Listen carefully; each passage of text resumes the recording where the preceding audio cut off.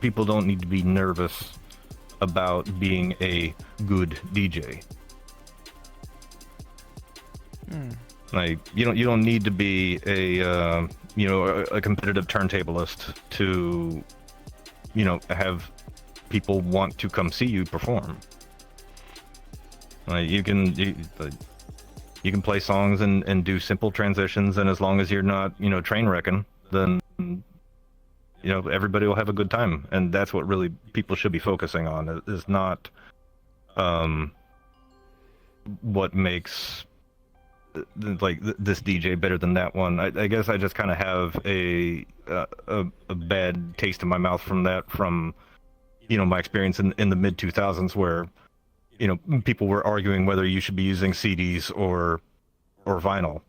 Like it's a stupid argument.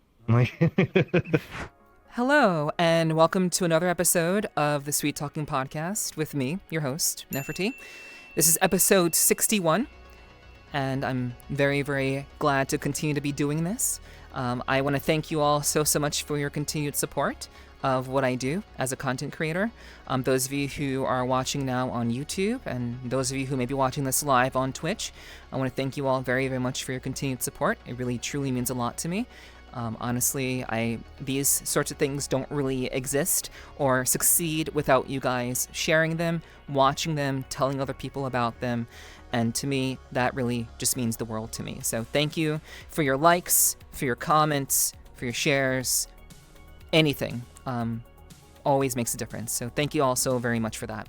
Before we jump into our tonight's guest, I do want to take a moment to also thank some other people who have been very instrumental in keeping me essentially afloat. People have been essentially funding what it is that I do on YouTube, since YouTube largely demonetizes pretty much everything that I produce on my singular channel at the moment. But for now, I want to thank my friends over at patreon.com/Nepherti.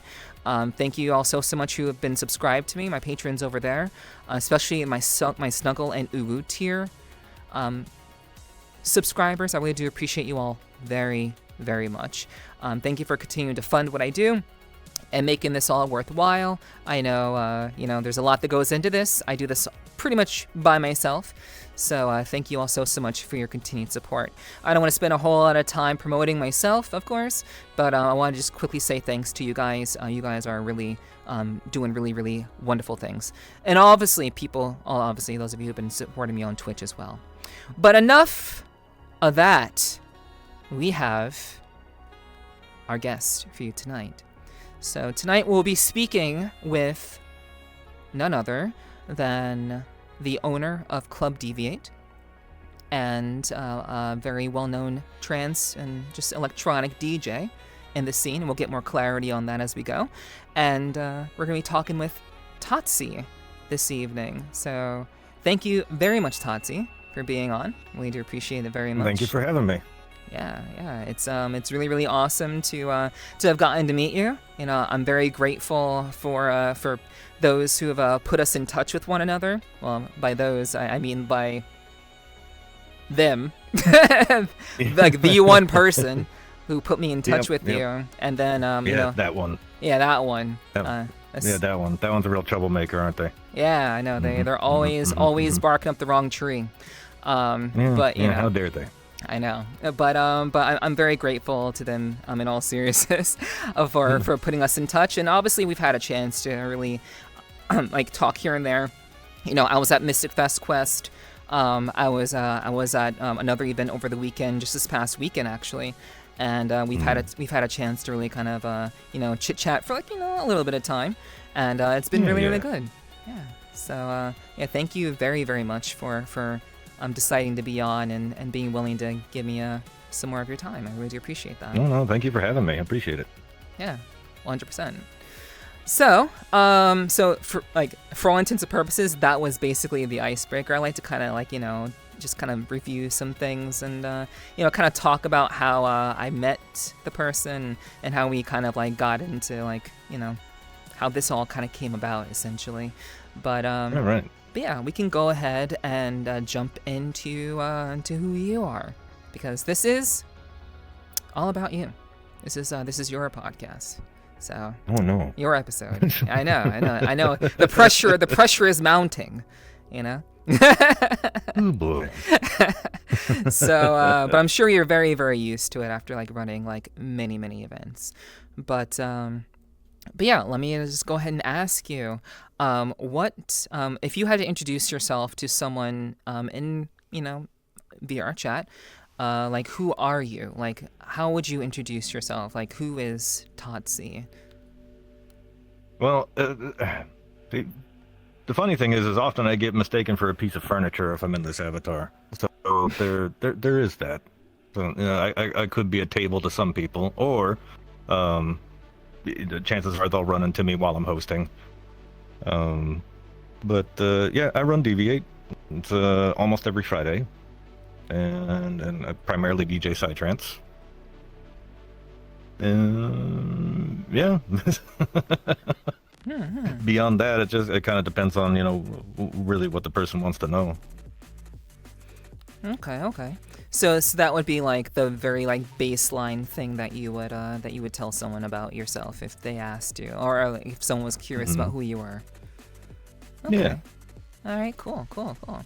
Well, obviously, I have to ask you the obvious question. How did you end up landing on essentially being an eldritch being in VRChat? That's a very, very unique choice. But there have been many unique choices in VRChat. Obviously, we had people who just love Uganda Knuckles. People memeing all over the place in VRChat, and you can essentially be whatever you want to be on this platform.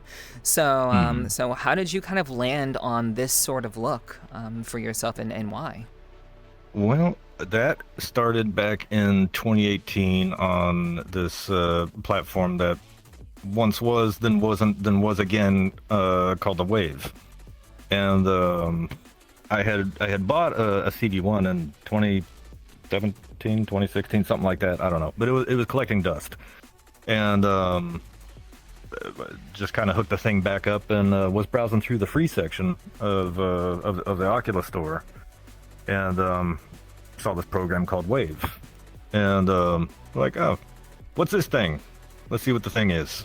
I went in and checked out the thing, and it popped into this world, and it had a little DJ deck, and there wasn't very good railroading, but there was a big open area called the Expanse, and it had these rotating timed shows that were sort of like interactive VR music videos. And at this point, I was convinced that it was just a tech demo, and because I didn't see anybody else around, just kind of wandering, checking all these things out, and that was my first experience in VR that wasn't something like, I don't know, Robo Recall, or any of the early VR games that were just your simple shooters. But I was struck by like what kind of potential that this idea had, a music experience and an art experience in VR.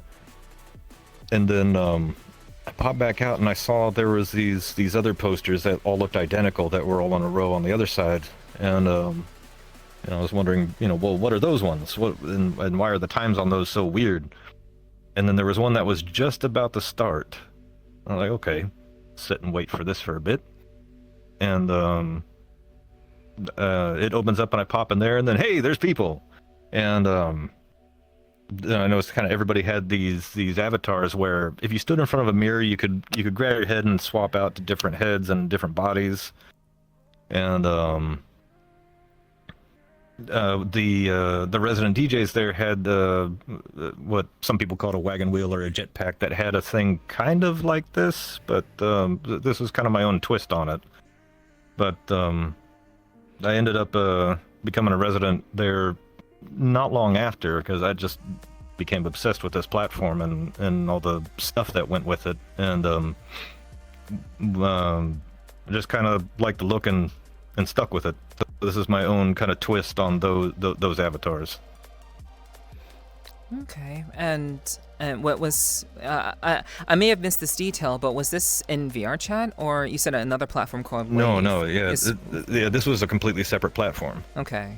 At the time, VRChat was at the height of popularity. Uganda Knuckles, and that was funny the first time I saw it that day, but yeah, I don't blame you. Yeah. Yeah, so I was just kind of looking for other things. Like VRChat was a completely different beast back then. Of course, yeah. It really was a much different place back in the earlier days, for sure. And some people kind of miss those days, I think, sometimes. But that's very interesting. So wait, so basically you found this look on a completely different platform, and how were you able to port that over and with such, I imagine, with the fidelity that you currently have with your appearance? I didn't port it. I modeled it. Oh, okay. Well, that... I was just like, I want to do that. Okay, we'll do that. All right, we got you. Okay. So you just remade the thing that you saw? Hmm. Interesting. Okay. Wow. Yeah, 2018 was when I first picked up Blender, and then it quickly became my favorite video game. A little Dark Soulsy, but... That's fair, yeah. Blender is a very, very challenging title for sure. When it comes to games. Yeah, but that's really fascinating. I had no idea. But yeah. So, well, I guess now I want to ask, like, where did the name TOTC come from? So that also has to do with Wave. When I made the original Oculus account, you needed a username, and I wasn't expecting anything multiplayer because, backing up a bit, I'm a child of the 80s, so I saw VR kind of come and go in that little blip in the 90s, and that very disappointing blip. But and all I wanted to do was sit in a VR headset and go pew pew on a spaceship. Have just experiences like that. And most of my gaming experience had been single player, so that's just kind of what I wanted. But the username I chose at the time was Too Old Too Cold, which is this Dark Throne song. It was just kind of the vibe that I was feeling at the time, and but it doesn't really roll off the tongue all that well. But you don't really choose a name with that in mind if you're not expecting to interact with people. But when I became a resident at Wave, I thought maybe I shouldn't use a copyrighted song title as my name. So I just kind of abbreviated it. But then the pronunciation Tati was sort of sticking anyway. So it just kind of worked out. Mm. What variations have you been called in the past? I imagine people have mispronounced your name in a variety of ways. So, like, what are some examples, if you don't mind? Oh, I've Tater Tot. What was there was some other ones that I had. Toots. TC was one that people would abbreviate it. That was only Europeans tended to do that, though. But yeah, there was a number of them that would just refer to me as TC. Interesting. Yeah, makes sense. Okay. Yeah, that makes sense. All right. And so you said you were a child of the 80s. What exactly does that mean? Well, I was born in '83, so I'm older than dirt. But like so you're actually like, well, I wouldn't say you're old. But you actually, like, compare it to all the 20-somethings saying that they're so old, Yeah, gather around, children, and tell people Tati tell you a story about when the internet was made of wood. Okay. Yeah, wow. So, like, what is it? What has that been like for you? Like, when it comes to, like, having been born in that time and seeing things evolve as they have, like, how do you kind of perceive it all? It's actually been kind of a wild experience because my first console was an Atari 2600, a 7800. That was what I can't remember at some point back then, but so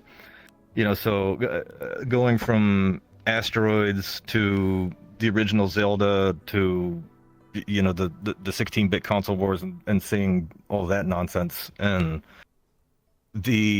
like with every gaming generation, as far as the consoles went, just seeing that huge leap, but those leaps kind of getting smaller and smaller.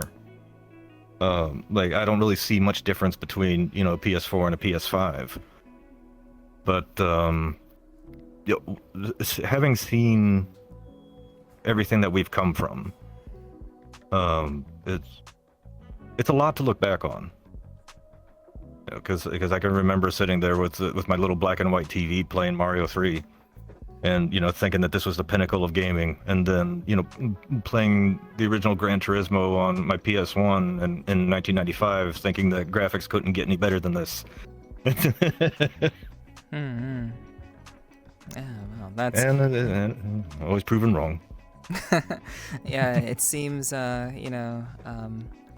taking it a step further, pushing things further is always good. Evolution is always a must when it comes to humans, it seems. But yeah, like I do kind of want to yeah, I mean, like I have some more questions, but that we're gonna kind of just jump right into like the VRChat type stuff. So like I want to know a little bit more about you. I always think it's important to get like a decent picture of a person before we kind of jump into like what they do. So so when it comes to like just you being you, like what were you up to before VRChat? I know you mentioned Wave, but like, what were you doing before you kind of got into, like, all that there is to like do in VRChat, or in VR in general? So, before I got into VRChat, I was actively avoiding VRChat. Fair, yeah. Yeah. Because like I said, 2018 VR was a completely different beast, and like I had popped into VRChat every here and there, but the Wave community was very, very small. A busy night was a full instance of 32, but it was extremely focused on the art rather than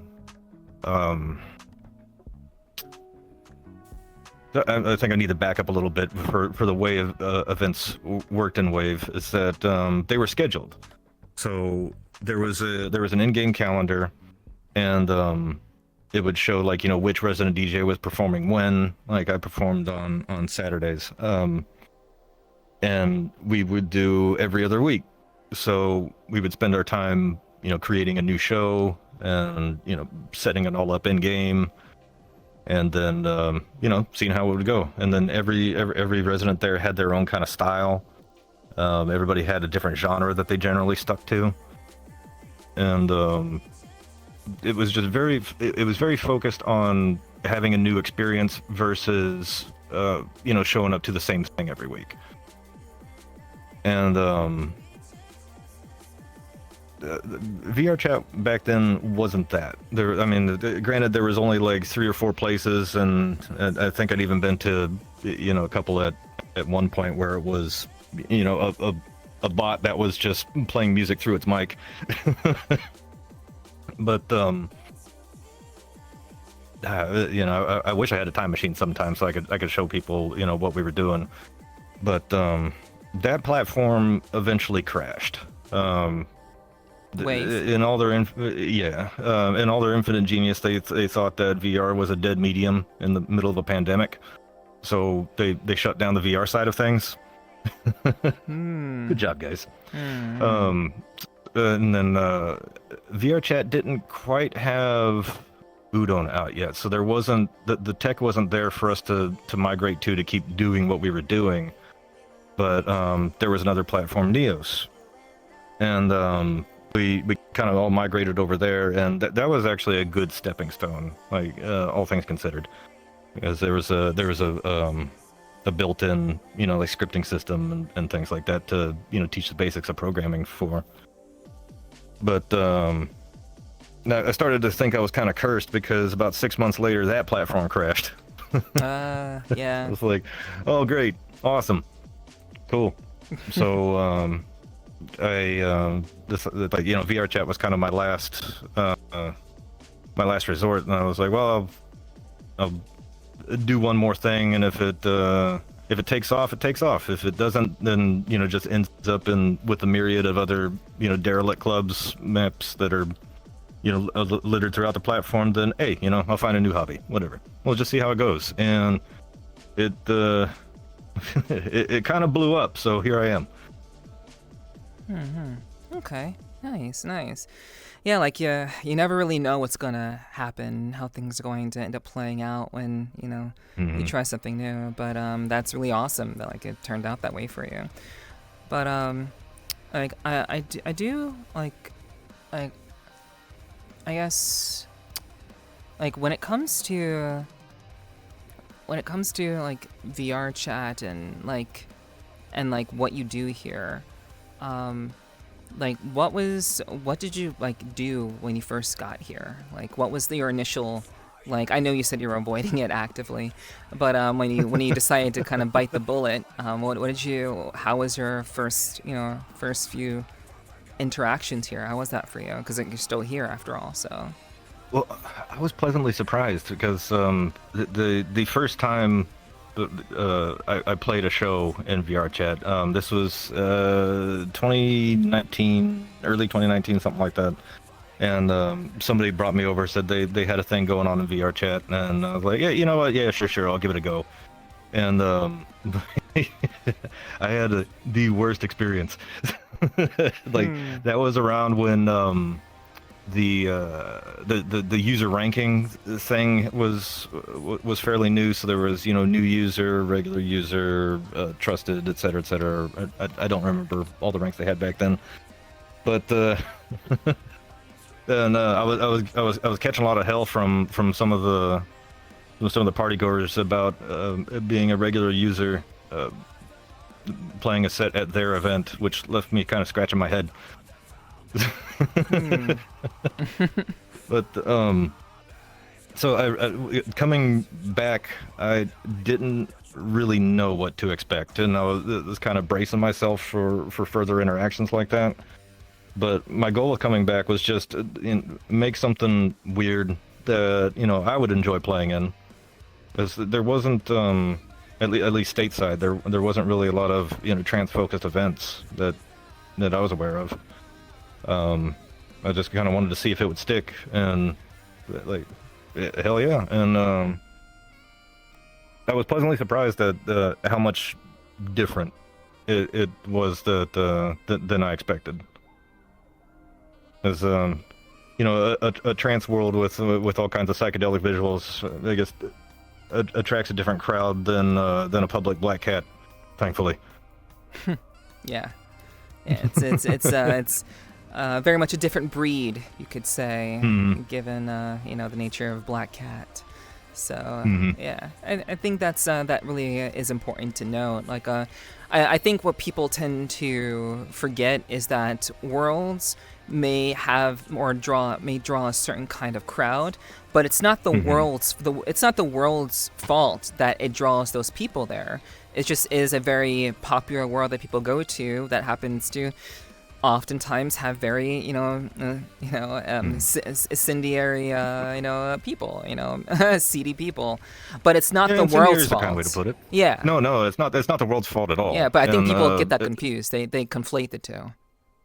Well, also it's kind of a trap for new users too, because it's so easy to fall into a situation like that, and just get absolutely turned off from the platform because you go you go where you can. As I mean, back in the old days, the rave scene in VR was kind of esoteric. Like there was no groups. You just had to know somebody or who to join off of, and then there you go. So you either knew somebody from outside somewhere else, or you just happened to run into somebody that would go to these events that would happen to frequent a black cat or something along those lines. So there was a really weird barrier to entry. Yeah, I think those are aspects that are still, I think they're being smoothed out as time goes on. But I think people still kind of deal with that. Like I somewhat dealt with that, but as a very someone who is just very curious in general, I kind of just navigated that pretty easily. I think most people who are creatively minded have a tendency to kind of see through the bullshit and just kind of find something that actually works for them one way or another. They'll find it, and it seems like you found what works best for you, which is really awesome.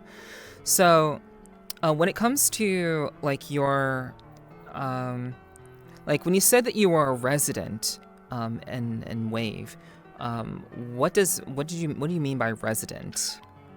The resident DJ program was this volunteer thing where just a few people had access to the streaming portion because they couldn't have streaming available to everybody.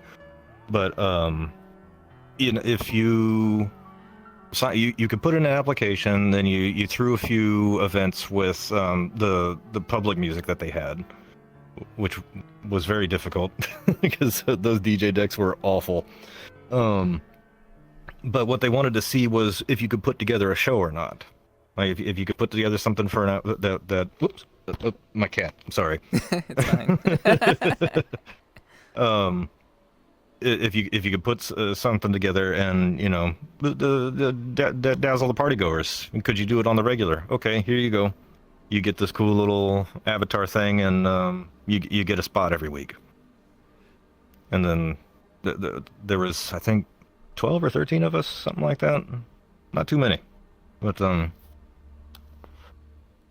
yeah. So it was just like a little kind of a, I don't know, a power user kind of thing, I guess. The best way to describe it.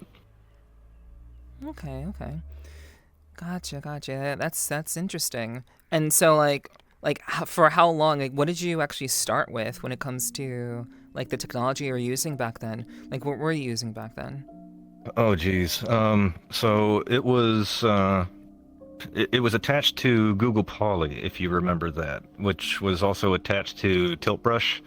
And at the time, I had never touched Blender. And this was old Blender too. This was like pre 2.8, so it was the completely different beast. But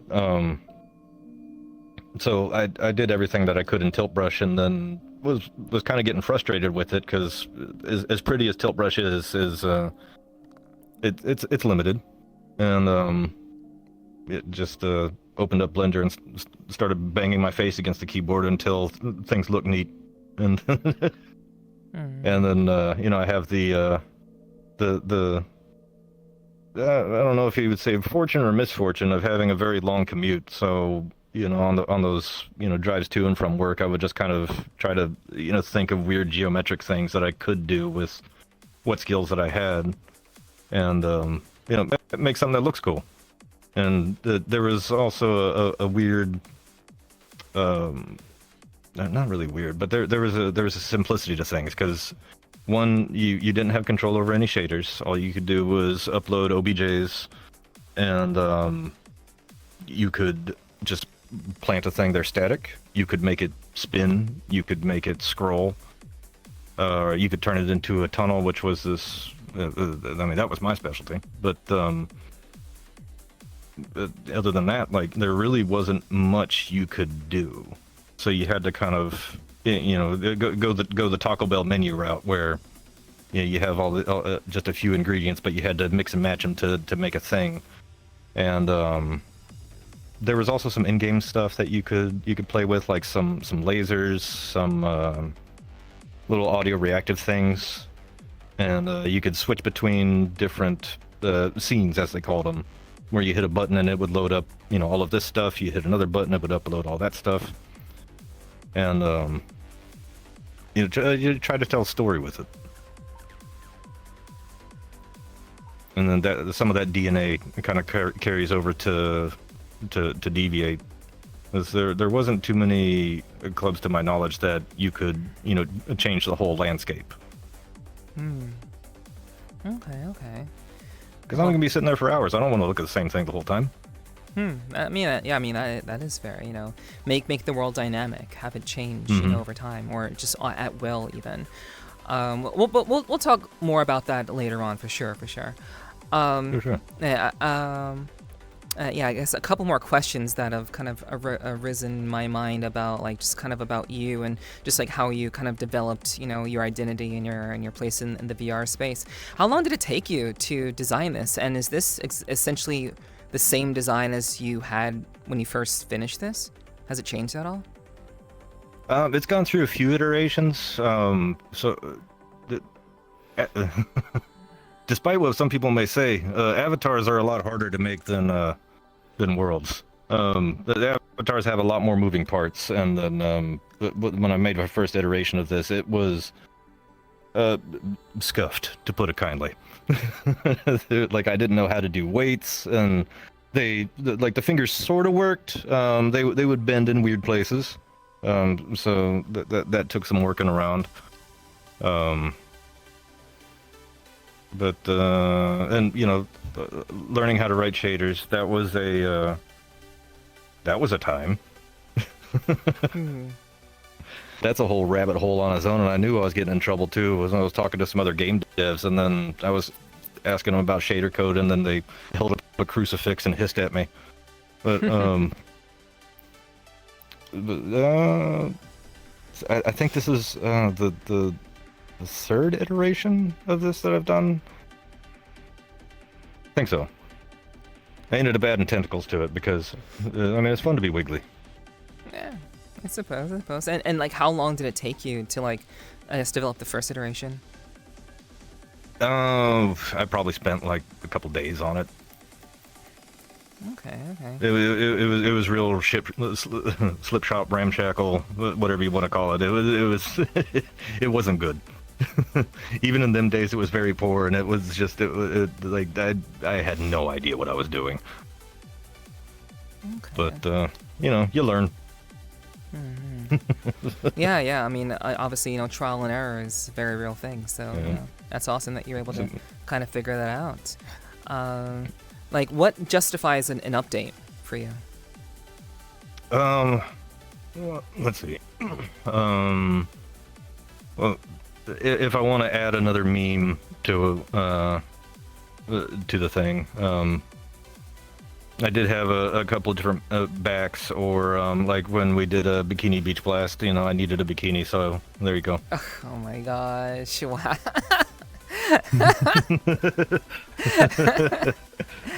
Wow. Okay. So it's usually when you have to like, when you want to like add something that's maybe related to something that's coming up, and you just kind of like make some slight modifications on top of adding the thing that you initially wanted. Is that about right? Yeah, or I'll do like I guess you could call it an overlay. Like, I have a Halloween version of this that has a pumpkin head, but it has this face kind of carved out in it, and I could pull the pumpkin off and people will steal it. But Okay. so my head will just go that way for a while. Oh. I made a go ahead. icy Christmas one, where I had this icicle shader on it that was fun. It was very frozen. It looked pretty cool. But you know, just little tweaks like that. Cool. I mean, I think it's great to kind of like, you know, be able to meme with your friends and, you know, your community at this point. So that's pretty awesome that like you kind of design it around that sort of thing. All right, so back to VRChat. So what is it about VRChat that keeps you here? And it can't be the people, can't be the community. I guess what is it about the platform that is that keeps you around? Of the ones that remain, it's the best choice. Like the tech is all there. You can, you know, do pretty much anything you wanted to within reason now. Like I can't think of anything that, you know, any other platform would already offer. And I keep wanting to say, the people in the communities, but you said that wasn't allowed. Because that's always people's go-to. Like, this is a social Yeah. platform, so it makes Yeah, sense yeah. that would be You want to the go where your friends go. right. That would be the obvious answer. So I try to like beat people to that and say, hey, like what else keeps you here? Yeah. I think like it's easy to. Oh no, that's community related too. Damn it. I guess it's just my whole thing is I like to build stuff, and this is probably the best platform to build things in. I'm sure some of the other platforms have some really cool options, but like this is what we have here. It's the most stable, for what it's worth. But and the SDK is not terrible. Then anything that you want to do within reason can you probably find a tutorial for it on YouTube if you ask the right questions. So finding the right question to ask might be the hard part. Okay, yeah. I guess I this is kind of a recent hot topic. Given that being the case, what do you think that VRChat is heading in a positive direction, or like, how about this? What direction do you think VRChat is heading in, based on your experience? You've known it for a long time. Obviously it's much different than it was back in the past. Like, what are your thoughts about the platform and its evolution? With the most recent developments, I'd be cautious. They've already made some decisions in recent years that have caused mass migrations, and a lot of those people come back, sure, because I'm sure everybody remembers the EAC debacle, but I think the marketplace one has some further depths to it that I'm no business major by any means, but I have questions. Especially since everybody's so accustomed to how things have always worked. With you need a little bit of knowledge of Unity, unless the package that you bought is well done and ready to go.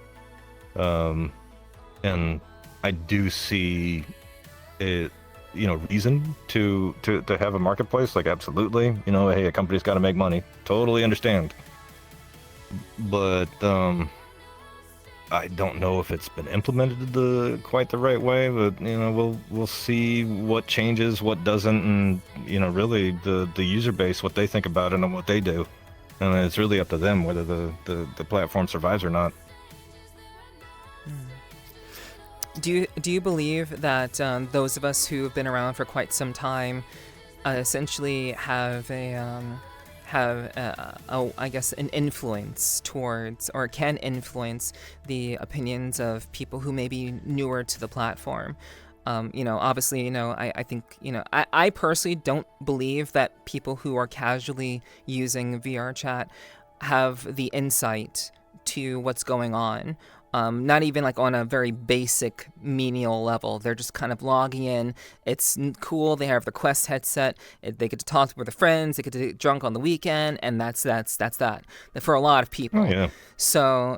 But do you believe that like people like you and me who are like on this platform are have the ability to influence that? Because again, I don't think many people are going to care about the avatar marketplace. Mainly people in our boat aren't going to care about the marketplace. We only care about it in the terms of how it affects the overall experience and like the company values, and just kind of like seeing like how aligned they are with just running as a business, and if they're kind of like doing things that are like in the interest of the developer, of the creators, so on and so forth. So do you think it's like we have the ability to really kind of influence people who essentially aren't really paying attention to such things? I'm gonna go out on a limb and say probably not, because what you got me thinking about was kind of how separate a lot of the different I don't want to say communities, but like I guess different sections of VRChat there are. Like when's the last time you went to an Only Quest event? And there's not really much cross signal between the two. So you're right. We're only seeing it from our perspective, but and they're only seeing it from theirs. So they probably don't give a shit what we think. But yeah, I don't know. That's an interesting thought. Yeah, I mean, like, as someone who builds things for the platform, like, you're not just a DJ, like, you have Blender and avatar world creation experience. So I was curious to know, like, your thoughts on the matter, and like you're saying, like, you're kind of like waiting and see what happens and how it develops. Yeah, because I really don't know. My thumb is not on the pulse of the user base at large. Like, I'm kind of in my own little Unity gulag of my own, just kind of messing around with things and seeing what works and what doesn't, because that's just what I do. And if people enjoy it, hell yeah, come on over. But as far as what your average person that would have been, a Ugandan Knuckles back in 2018, I have no idea what they want. Mm-hmm. Yeah, I mean, I think that's fair. I think that's pretty reasonable. So, what is one thing about VRChat that you appreciate, and one thing that you wish can be improved? Oh, and it can't be the people, it can't be the communities. Well, one thing that comes to mind immediately is, we can enable and disable stickers and drones and whatnot. Well, what about portals? That'd be nice. But Yeah, I as somebody did. that runs events. I did hear that's like that's like an old code issue. That's like a legacy code issue, because it's like built into like the framework of VRChat, which makes it difficult for them to. This is what I've heard from the devs. Essentially, it is a legacy code issue that keeps them from being able to modify. That, like, to make that its own standalone thing, like they've done with drones and other aspects. That's like built into the framework of the platform itself. So that's why. That does make sense. Okay, but there is a workaround that I've learned about recently. That's very nicely trolly too. If any world creators out there are listening, that this is a fun thing you can do. You can script a toggle to put a spawn point on local user, and portals can't exist around spawn points. So if you attach that to local user, and sure, they can spawn portals, but it'll disappear when they get over to it. Okay, all right. So what's one thing that you appreciate then? Because it seems like that was one thing that you wish could be improved about, like being able to disable portals and such. I actually really appreciate the lengths they've gone to for Udo Noodles and U-Sharp and all that kind of stuff, just being able to script things in worlds, because that was something that was sorely missed in the early days, where you had to do weird stuff with triggers, and it was a nightmare back in the day getting anything to work, and it was impossible to find any YouTube videos or barely even documentation, unless you were already somebody that was familiar with how Unity worked, and well, I wasn't.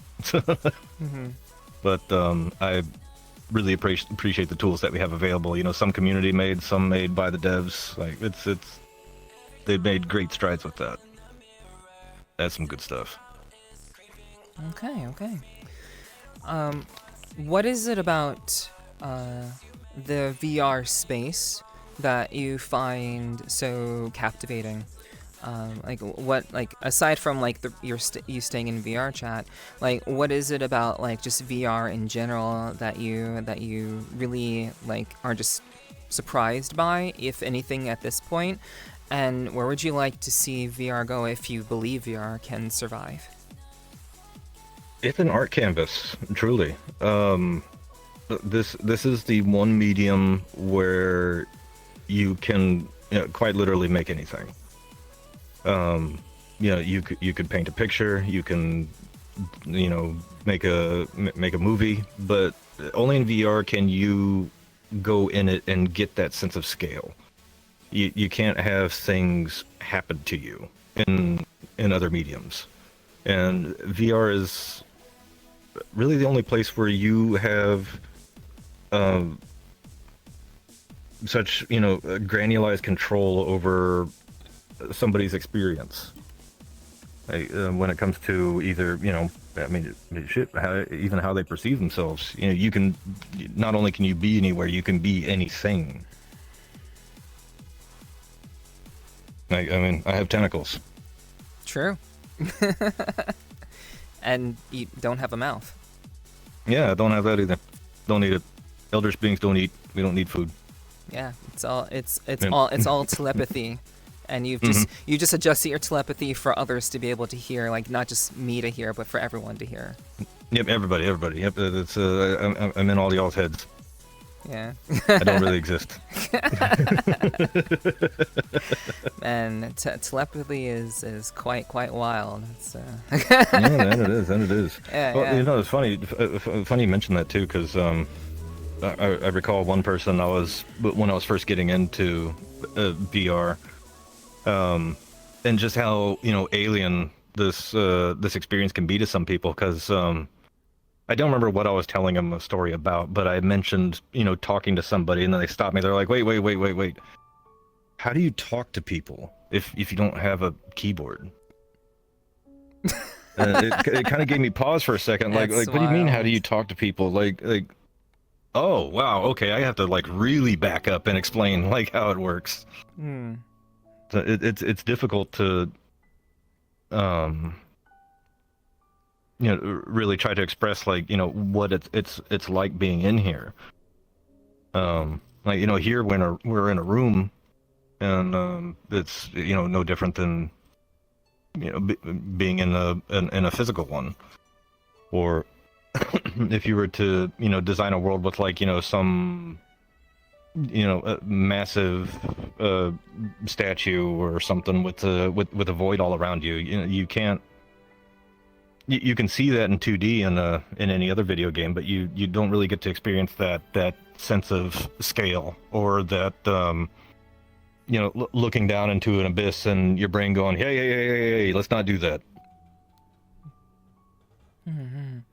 Yeah, VR is pretty fantastical in that way. You can go to places and see things that literally can't exist, and I think that's really a beautiful thing. I think laws of physics, we don't need that. Yeah, like we exist under different rules here, for sure. Mm-hmm. Like, and speaking of existing under different rules, you mentioned that you're a child of the 80s. How has your experience been in VRChat as someone who is of an older generation? You'd be surprised how many of us there are. Like when I first jumped into VR, like I thought I was gonna be the old guy, but met a number of people that had a few years on me. I'm like, shit. But then I remember that a lot of us still play video games because we grew up with them. It's not like it was in the 90s where your dad might play Pac-Man with you or something like that. But grandma and grandpa didn't play them at all because they didn't exist in their childhood. Like that's one kind of evolution that we've had, is that there isn't so much of a generational gap in people playing with digital media. Mm-hmm. And speaking of people playing games and having exposure to different kinds of games, what do you consider VRChat a game? Or, well, actually, I'll just go with that. Do you consider VRChat a game? And if not, what do you consider it to be? I think it's more kind of I mean, it isn't, but like I would put it somewhere halfway between a game and IRC, like somewhere in the middle there, because there is the social aspect to it. Then we're not leveling up unless you consider your Unity skills or Blender skills to be leveling up, but we're just kind of all here trying to experience things together, and I guess that is sort of a game if you think about it. Like any other multiplayer game, like sure, there's an end to it, but the idea is that you have fun with your friends.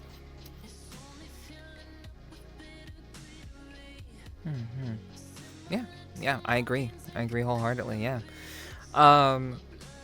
So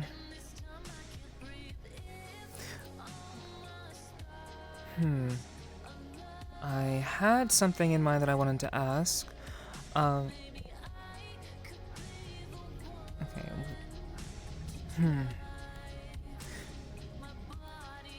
Do you like do you appreciate I guess VRChat in like as it's an opportunity to kind of like meet people and enjoy other people, but like do you have do you have any like hopes for like I guess VR in general, like where we'd like to see it go, and what you would have in mind, or what you would envision it to look like in the future, if anything? So there is one pattern that I've kind of noticed over the years as far as video games went. So the early arcade, Atari, etc. There was a lot of space shooters because it was easy to make. You have a black screen, you have some white dots. There you go. There's some stars, and you have a triangle that's going around. Pew pew, shoot the squares. And it kind of continued on that way. Like there was a little bit of development, but it all kind of stemmed from the same thing. And then there's you have this Super Mario Brothers game come out, and I'm like, wait, what's this? This is like Pitfall, but crazy. Look at this. You got momentum. It's like there was a big jump right there. And then you had the 16-bit era where it was a more refined version of what came before. And then once the 3D era started coming out, everybody had to figure out what to do with polygons, and there was an awkward space there. And eventually people figured it out, and then I mean, if you just look at how controllers from that generation up through like PS2 developed, and then they have kind of remained the same since. It sort of got standardized. And then one thing I noticed when VR came about, there was a lot of space shooters where you'd stand in one place and you'd shoot things. And then it got a little more refined, where you could walk around a little bit. You could go this way, you could go that way. There was that. What was that game? The zombie survival game. I can't remember what it was called, but it was a little zombie shooter. No. It was one of the early VR zombie games. But there was a little bit of development there, and then Half-Life Alyx. Oh, we have fingers now. So like there's these like little steps, but it seemed to kind of reset once a new medium came out. So I think where we're at right now is at Super Mario Brothers. So I'm curious to see what happens when we get to the VR equivalent of the 16-bit era. Yeah, I think that's one way to really kind of like put things into perspective. I think people who aren't from aren't from your time generally don't have a perspective on that. All they know is just how great technology has been. They've always just had a screen in front of their face. People just grow up that way these days, and it's always interesting to get perspective and to kind of remember that there was a beginning for video games, and it's kind of just progressed in that way. With regards to I guess worlds in VRChat, there's a specific genre of worlds by a certain world creator. I forget their name, but have you ever heard of like the Break series? Break series. In VRChat. It's ringing a bell, but my memory is faulty at best. Okay. So I was gonna ask you about that. I thought perhaps you would know it. It's largely very music centric kind of things, with like you're being taken on like this visual journey, but it's all like musically oriented as well. Wait, those are those visualizer worlds where like you pick the song and it does the whole thing with that song. Oh no, not a visualizer world. There's pre-rendered stuff. So it's basically it's like a movie, and you're kind of like going through gotcha. the experience of it. But yeah, I thought perhaps you would fun. know. Yeah, it's pretty cool. It exists in VRChat. I thought perhaps you would be familiar, but I just want to ask, because it's very music oriented. I thought perhaps you'd know about it, but that's okay. That's perfectly okay. Let's. Is there anything else I want to like run by you with regards to VR? I would say we covered everything that I wanted to cover on that. So let's get into the meat and potatoes of things and what people really want to hear about. So, let's talk about Deviate. Oh, Deviate. Yeah. So let's talk about that and kind of get some insight on that. So, how did that all begin? Where did you start? So, like I said, I had been, I'd done countless, small things for Wave, because the way Wave worked was you didn't upload a whole world. You uploaded little pieces to Google Poly, and then there was an in-game thing where you would pull those things down, plop them in, there you go. Put a light here, put a light there. It was all VR based, so it was really cool. And very simple, low barrier to entry. And then, moving over to Neos, it was a little bit different, but at that point, I'd had some Blender skills and could, do similar things. I just had to learn how to, script with their language, which that took a minute. But then coming in here, at that point, it's like, okay, I have to build this whole thing outside of VR, which is nice. It's not having to be in VR and fiddle with VR UI is definitely a blessing. But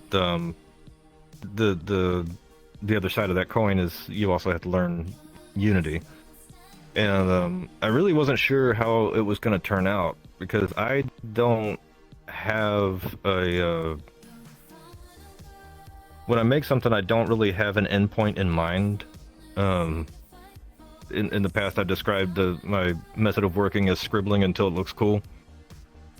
Like I might have like, a vague idea of like, oh, well, let's see what this works. And, mostly I'm just kind of throwing stuff at the wall and then seeing if anything's sticky. But, with the idea in mind that I shouldn't be able to look anywhere and be bored or overstimulated, for that matter. And just kind of, I took some of my old pieces and some new ones and started messing around with shaders. That was a whole journey onto its own, but it's just kind of seeing what would turn out. So like if you ever go to Deviate and then click through the scenes, you will see some inconsistency if you look really, really close, because excuse me, some of the like the first ones I did, at least to my eyes, they don't hold up that well. I'm like, I shouldn't have done it that way. I should have done it this way. I'll get back to that one of these days, because it's a very modular world. I can kind of just add things or pull things out. No, I don't think I've ever pulled anything out. But it's very easy to make a new, button for a new for a new scene in there. And yeah, as far as that came about, that was honestly, it was like I was telling you, it was going to be a kind of a last hurrah before I hung it up, because after going through 2 platform crashes, your morale isn't exactly soaring through the clouds. Yeah, for sure. But because you put so many hours into making something, and then just to twice at that point watching the platform just collapse, and it's like, well, there went 1,000 hours of my life. Cool. I had some screenshots though. Memories. That's good, at least. Yeah. But yeah. But that's not to say that I regret my time at those places. It was good fun, and I learned a lot, and it's a fun hobby. But yeah, after I put Deviate up, like I really wasn't sure if anybody was even going to like it, because it was so different from anything else that was going on as far as club worlds went. And yeah, I was pleasantly surprised. So what was going on during the time that you made Deviate, and when did you establish Deviate? That was I think I started working on it in late 2021. Or was it 22? No, because it would have been 3 years in this past February. So yeah. So it was late 2021, and I spent about 2 months on it, just kind of digging away at things and playing with this and that, seeing if I could make it work, and was also trying to make it as small as possible to just be kind of a meme, because there were so many worlds that I was going to that were like a few hundred megs, and when I first uploaded it was 13 megs. So I thought that was funny, but well, there was no textures in it, so the unfair advantage there. Right. But where was I going with that? Train of thought derailed. But, well, I asked when. My apologies. No, it's okay. Like I asked when did you establish Deviate, which you mentioned, and I guess we can kind of move into like what inspired it, like what. Oh, I asked what was going on in other scenes, comparatively speaking, why you chose the direction you wanted to go in with Deviate. That's where I got lost. There was a lot of places that were essentially a very pretty box. There wasn't like a lot of outdoor kind of places. Like there was basement maps. There was like shoebox clubs. There was a lot of stuff with the same VRFL animations going on, and then I was trying to do everything that wasn't that. Not that those places aren't anything wrong with those places, don't get me wrong, but I just wanted to do something different, and that's actually why Deviate was named what it was. It's just something different, just to see. A deliberate deviation. Okay. All right. So would you say that was also the inspiration for making Deviate? Or I know you said this was essentially your last attempt to build something in a VR setting.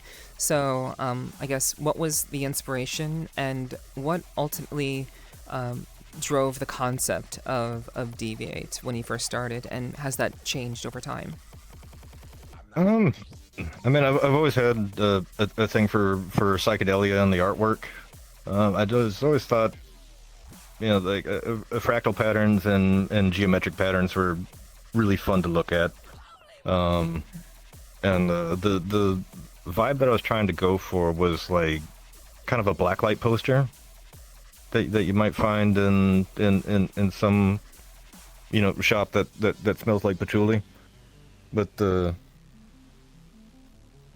like that's why I have like a lot of purples and blues and very neon colors and just super saturated. And then also the other thing that I missed was over in Wave there was this like real soupy quality to the bloom that was just like really nice and easy on the eyes, and I didn't see a lot of that over here, and I just kind of wanted to I was kind of chasing that dragon. So there's a lot of like, well, this doesn't exist anymore. I want to be there, so I'm gonna make that. Okay. So why does Deviate exist? And why do you think it has continued to persist for, that would be like 4 years now? Let's try this again. Yeah, it's Jesus, time flies.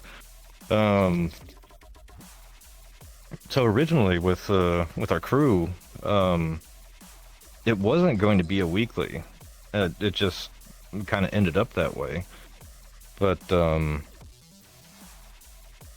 as far as continuing to exist, like I really wasn't sure how long I was going to run it, because I wasn't certain of how much of a demand of trance there was. Because I just kind of wanted to have a psychedelic trance venue with any kind of adjacent genre popping in there. But I didn't really know if there was like a stateside demand for that. Like I knew that there was the one over in Japan, but it's also like kind of a very separate community in some ways, not only with time zones, but with language barriers. But I think the reason why it still exists is I am stubborn when it comes to any kind of burnout, and we'll muscle through it. And there's not really too many other places that focus on trance, and I think that's like kind of it's a niche that some people really like, and they keep showing up to it. So I'll keep running it for them. Okay. So Deviate largely exists to celebrate the trance genre. And was that the initial goal from the start, or did that come later? Oh, absolutely. I love trance. Okay. All right, gotcha. I adore trance. Yeah, I do too, for what it's worth. Mhm. I do also. Yeah. It's a great genre. It's a very varying genre, similar to house. But most people are familiar with house than they are with trance these days, it seems. But I do have a deep affection for trance, as that was one of the first genres. Well, techno technically, but more or less, techno into trance when I was younger. That was kind of like my first foray into really kind of appreciating music. So I definitely can relate to that. Do you have any goals with Deviate other than to create a venue that allows for DJs to, share their love for trance and, a different kind of vibe from any other venue? I know you collab with other groups like Beat Syndicate, for example.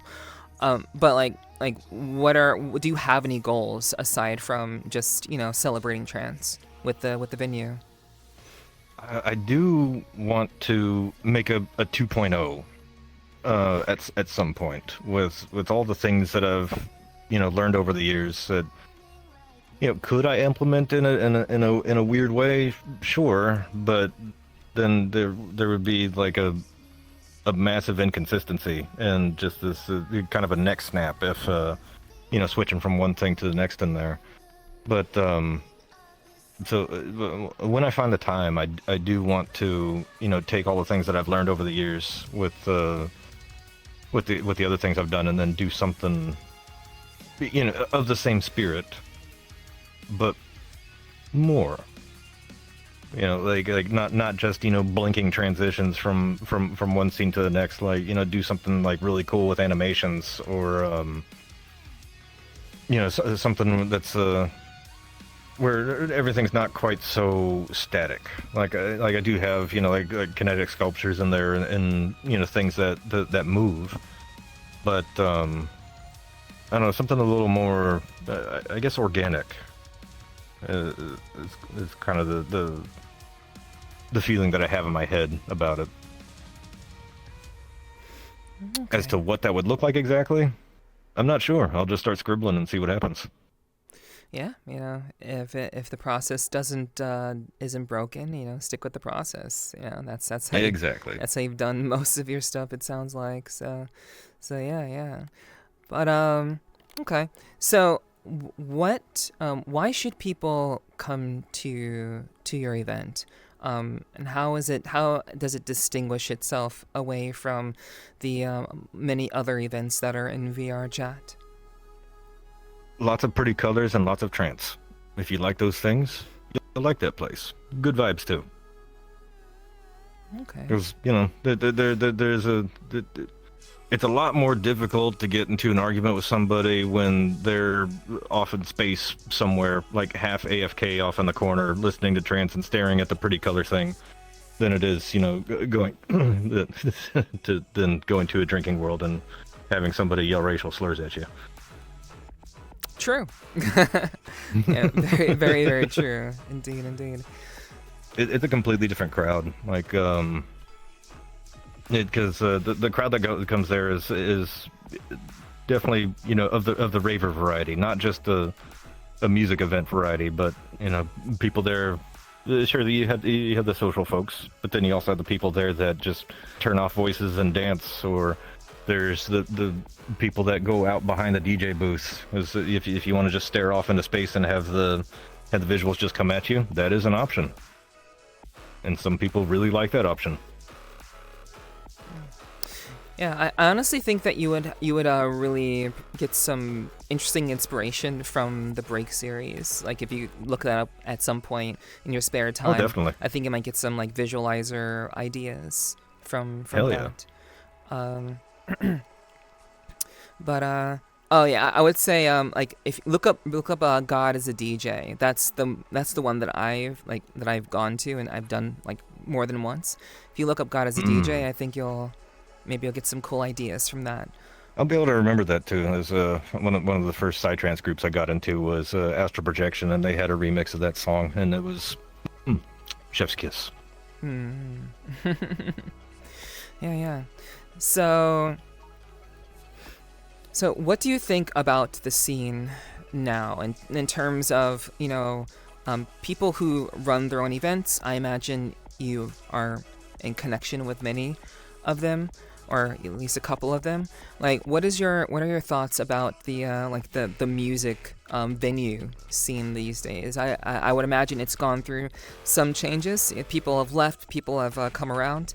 You know, there was a particular event, I believe music event last year, or venue, that has long since become defunct because of very severe allegations. I'm sure you can recall who I'm talking about. There's a few of them. Somehow it happens that way. Yeah. So it's like, what are your thoughts about like venue, how venues are run, and just the state of like that whole scene when it comes to like venue creators and people who run them? I think staying power.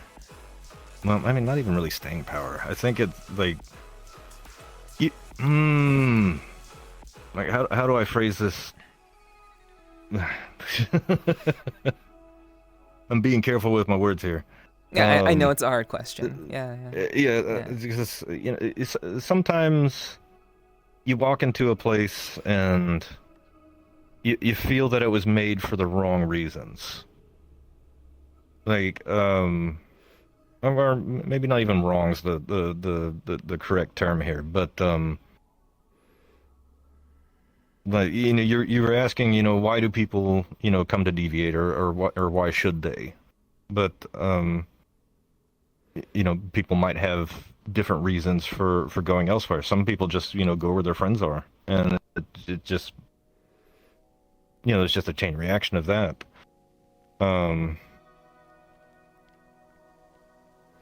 Like clubs are definitely getting more complex. Some worlds, or some of them are just small little pop-up places that are very simple. Here's a DJ booth, here's a thing, here's some couches. Have fun, just do a little bit of this or that. Like it kind of depends on the purpose. But I mean, there's just been a lot of places that I've stepped into and just it just didn't like the feel of it. Like why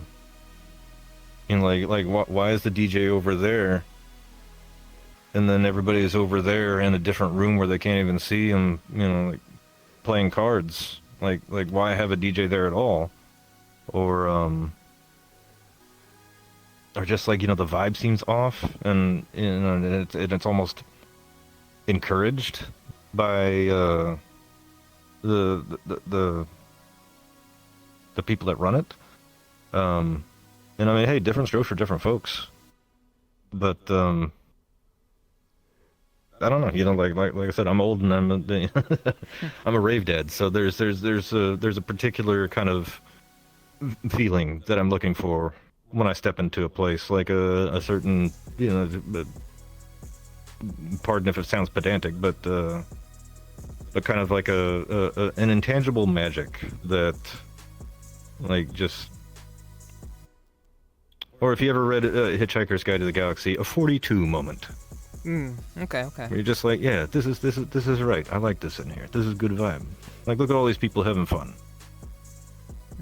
Everybody seems happy. Like some places you walk into and then they're just kind of hostile. Okay.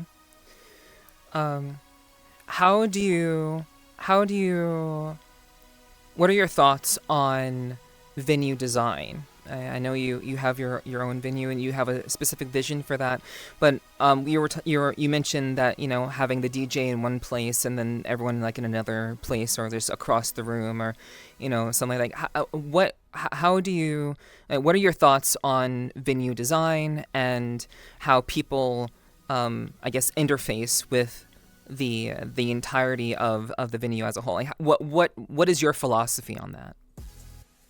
So now, granted, these are not hard and fast rules. Like for example, with like I would say it shouldn't take more than 45 seconds to get from spawn to the dance floor. But I myself have worked on worlds that have broken this rule, because there's you would want a meander and a reveal. But still in both those cases, though, sightlines. And I'm a Southern California native, so I grew up going to Disneyland, and that park has such a, well, not so much anymore with some recent additions, but they used to have a lot of attention to detail with where you could see, or what you could see from where. Like each of the individual lands, like you would not be able to see,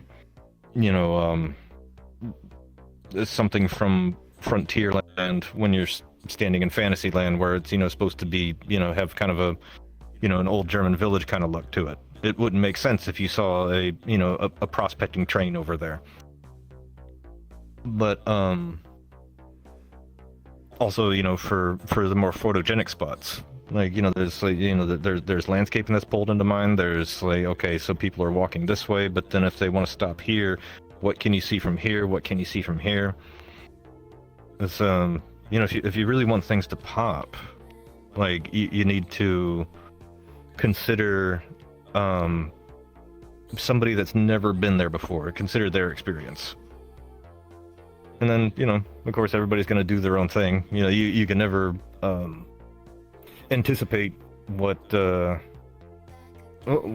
things people will do. Like you expect them to walk in a straight line this way, but sometimes they don't. But one thing I think to keep in mind is like, okay, so in general, people are going to be standing right here. What are they going to see? What are they going to see when they pop through this door? Like, is the dance floor going to be right there? Is there this giant pillar in the way that keeps me from seeing everything that make this kind of a shit view? Like, if you want somebody to walk into your club and go like, wow, like, and it could be something, completely based in reality, but you want that that initial impression of it to stick with somebody. You want it to be memorable. You don't want them to, forget that they were there. You want. What are they going to get there that they can't get anywhere else? And then when it comes to, with sorry for meandering, but when it comes to design, I think a lot of it has to do with that. Like pulling into consideration, like how crowded would a full instance be? Are people going to have enough room to go AFK? Because some people really love the basement parties where, there's 80 people that are just squashed together, and even if you have your earmuffs on 1 meter, like, you still have 10 people in your ear. Yeah. Some people love that. I hate it. That's more realistic. I like to be able to yeah, exactly. but I have realism out there, and there's people out there. I don't want that.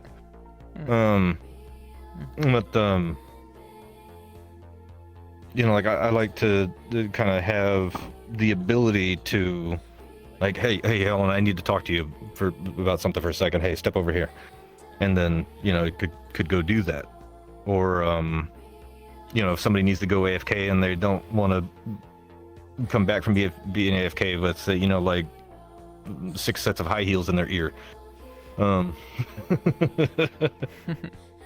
Like, I like to have people have options, but then still have some kind of engineering that pulls people together to be in certain spaces. So I took what I knew of the venue design that would work with at Wave, and tried to do something a little different with it, because I don't know if you did this, but there's a collider under there that goes way the hell out there. You don't have to just stand on the floor. But you're encouraged to, because your brain says, no, stand on floor. Right. And then there's the 2 upper, like, side platforms that people will vibe on or sit and chat or whatever. And it's funny too, because I've noticed that certain people favor the left one or the right one, and I wonder what goes into making them pick that. And I also wonder if I would delete one of them, if they would get angry.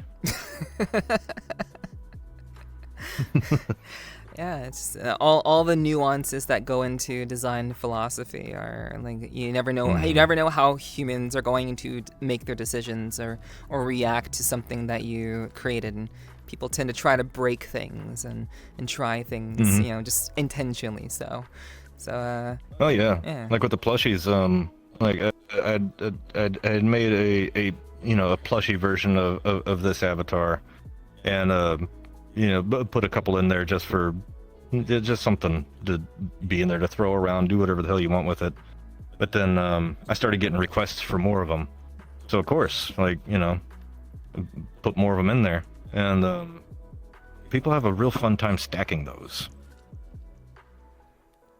That's something I would have never predicted, but then it seems so obvious. It's the ADHD and, like, the odd proliferation of what people kind of, like, blankly termed autism. Just people like to just play with things and just keep themselves occupied. But I'm sure there are other reasons too. But I'm just kind of kidding around. I'm not entirely serious about that, of course. I mean, we're a bunch of weirdos, though. I mean,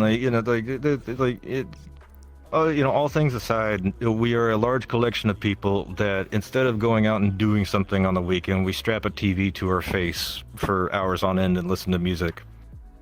There's no defending the normalcy of that. True. Yeah.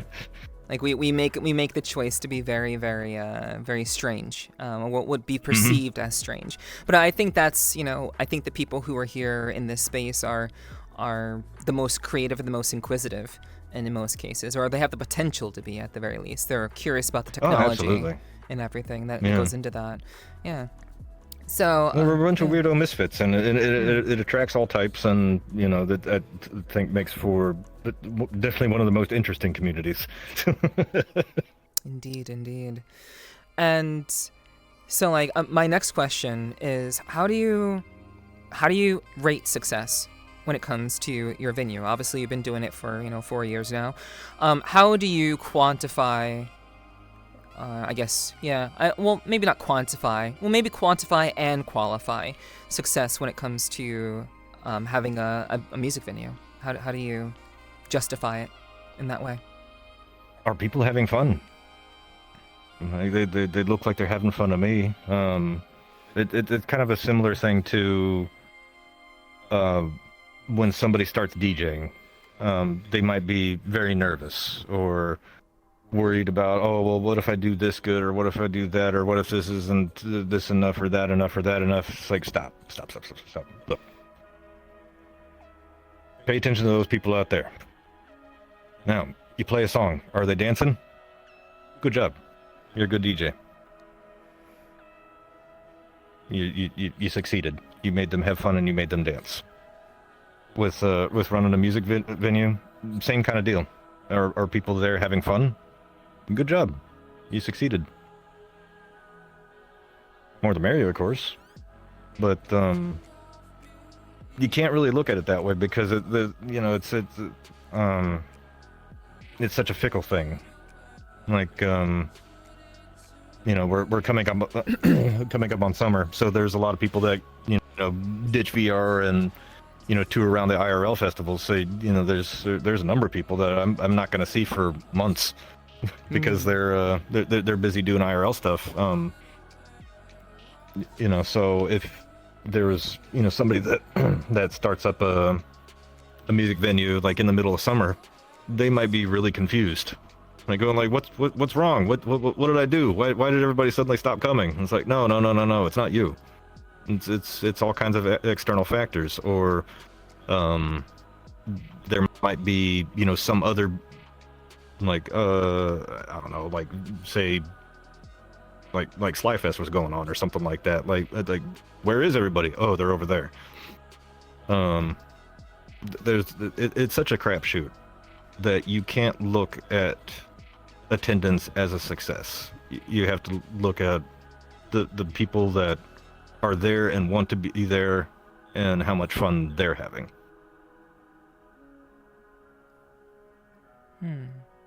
Okay. And what is it about a music venue, just as someone who, you're not just, sitting around doing your own thing all the time.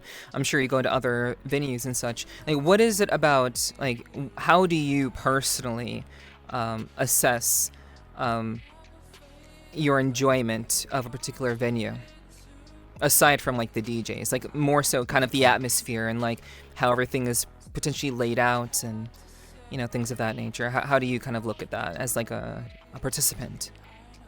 It's a blessing and a curse.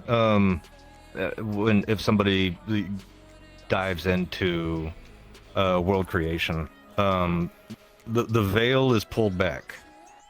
Like you're going to know every little detail about your own world, every little flaw that you can't stand, and maybe can't fix it, and hope nobody notices it, and maybe nobody notices it, but it's there, and it bothers you always because it's right there. You see it. Do you see it? No, you don't see it, but I see it. It pisses me off.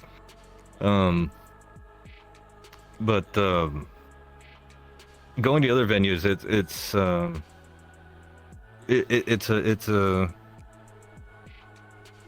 you don't really get to experience things quite as objectively, and it's not even just in VR. Like, it's in video games too. Like, I remember getting very disappointed with Monster Hunter Rise because I saw that there was a flaw in how they did colliders, and it annoyed me so much because I knew it was such a small fix. Like, why did you do it this way? And you know, anybody else would think, you know, that I didn't agree with that with that hit. There's a little bit of jank, but no, now you know that it could have been fixed, and you were cursed with that knowledge. But you know, I walk into other venues, and then like there's like, you know, I see something that, you know, like really impresses me, and then like I will just yammer on and on about like, oh, I absolutely love this little detail right here, and you know, people might look at you like you're a crazy person because look, there's all this other stuff over here. No, this right here, this thing. Mm-hmm. So there's a strange like you know, hyper focus that can happen with when you get deep into this. So you will lose your mind in some ways, but yeah, hey, we ended up here anyway. Yeah. True. So what is the most important factor to consider when building a music venue? A pet peeve of mine: do your audio correctly. There's been quite a few places where I've been that they had spatial audio on, so there was like a mono signal coming from like the middle of the dance floor. So like you'd turn and talk to somebody, and the music's just coming in this ear. Like, don't do that. First and foremost is audio needs to be good, because if like that's gonna turn away people more than anything. But once you get you know, that set up correctly, and anybody out there getting into this stuff, don't bother with trying to spatialize audio for music venues, because it's only going to work if you know exactly what you're doing with multiple different speakers and how sound bounces and things like that. And otherwise, it's just going to work if you're standing in one place, and nobody does that in VR. Everybody moves around every which way. So the best way to do it is to just have it like, you could have a fade zone, but have it even stereo the whole time. Everything after that, just make it pretty, and like you know, take your vision and, you know, do it to the best of your abilities. All right. Yeah. All right. Awesome. All right. Well, let's move on to the DJing side of things, like actually doing being behind the decks and all that. So, when did you start DJing, and how and why did you get into that? So I was in a number of bands, and some stuff happened, and I just wanted to get as far away from that as possible. And this was early mid 2000s, where, you know, trance started to actually kind of really come into its own. There's a lot of, you know, old 90s trance is really hit or miss, and it getting into rave music in the 90s was not the same journey as it is now. But you know, the genre really really started to coalesce then, and I absolutely loved it. And you know, wanting to get as far away from metal as possible, well, there you go, become a trance DJ. And we did not have the same kind of equipment that we do now, and I didn't have the money to do vinyl. So, like, you know, one of the things that I've noticed that's hilarious is, you know, these days the debate is you're not a real DJ if you use sync. Well, back then it was you're not a real DJ unless you use vinyl. So there's always some kind of Elitism? stupid, yeah, some kind of stupid elitism or gatekeeping, and then like like I said before, are they dancing? Good job, you're a DJ. But so all I could afford was this fucking awful dual CD player. So I took the most difficult route possible to learn how to DJ, because there was no cue points. There was, play and pause, and then you had a little jog wheel that you could sort of fast forward through things, and then it's a fucking nightmare to use. But I did it, and then ended up getting a couple of small club residencies. I did that for probably, I don't know, a couple of years. Not to too much success, because being in a fairly small town, and trance being more of a festival genre, not a lot of demand for it. But it was still fun, and got to kind of cut my teeth on doing that there, and then with being pretty low pressure with small clubs, and like and oddly enough, like the stage fright didn't get to me like it did with the other stuff. But then I kind of fell out of it, and stuff was kind of collecting dust for a number of years, and then when I got into Wave, and it's like, oh, VR raves, what a great idea. what an obvious thing to do now that you think about it. But so then I went and looked at what equipment had developed over the past decade or so, and like, oh shit, things are pretty nice now. Let's just snag one of those and see how it goes. And yeah, it was also interesting, catching up with 10 years of music development and stuff, because I'd kind of gone back to my old haunts of the other music that I was listening to. But so I kind of felt like I just time warped by about a decade, because I wasn't really following anything. But yeah, that was an interesting experience. But the techniques haven't really changed. You're still doing the same things. Okay. And why did you choose trance? And you said you do side trance. Well, you do varieties of trance, not just singular. I would imagine uplifting also. Yeah. So what was it about trance that was so interesting to you, and why did you choose that as kind of your focus, your genre to focus on, and like the subgenres involved? Well, my previous background was I'm classically trained in composition. I was in a number of different kinds of metal bands, and trance was kind of the closest thing to that in some ways, where it's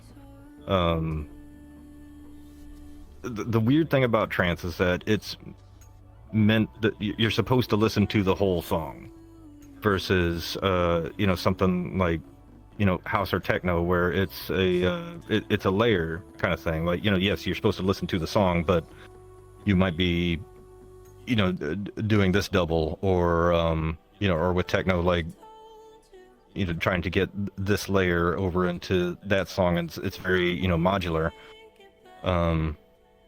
But with Trance 1, that was the easiest thing for me to pick up with the equipment I had available back in the day, because I had a lot of time to line everything up. When you have a 6-minute song, and then the first and last minute or so are just filler. It's easy to get everything lined up and do what you would do with it.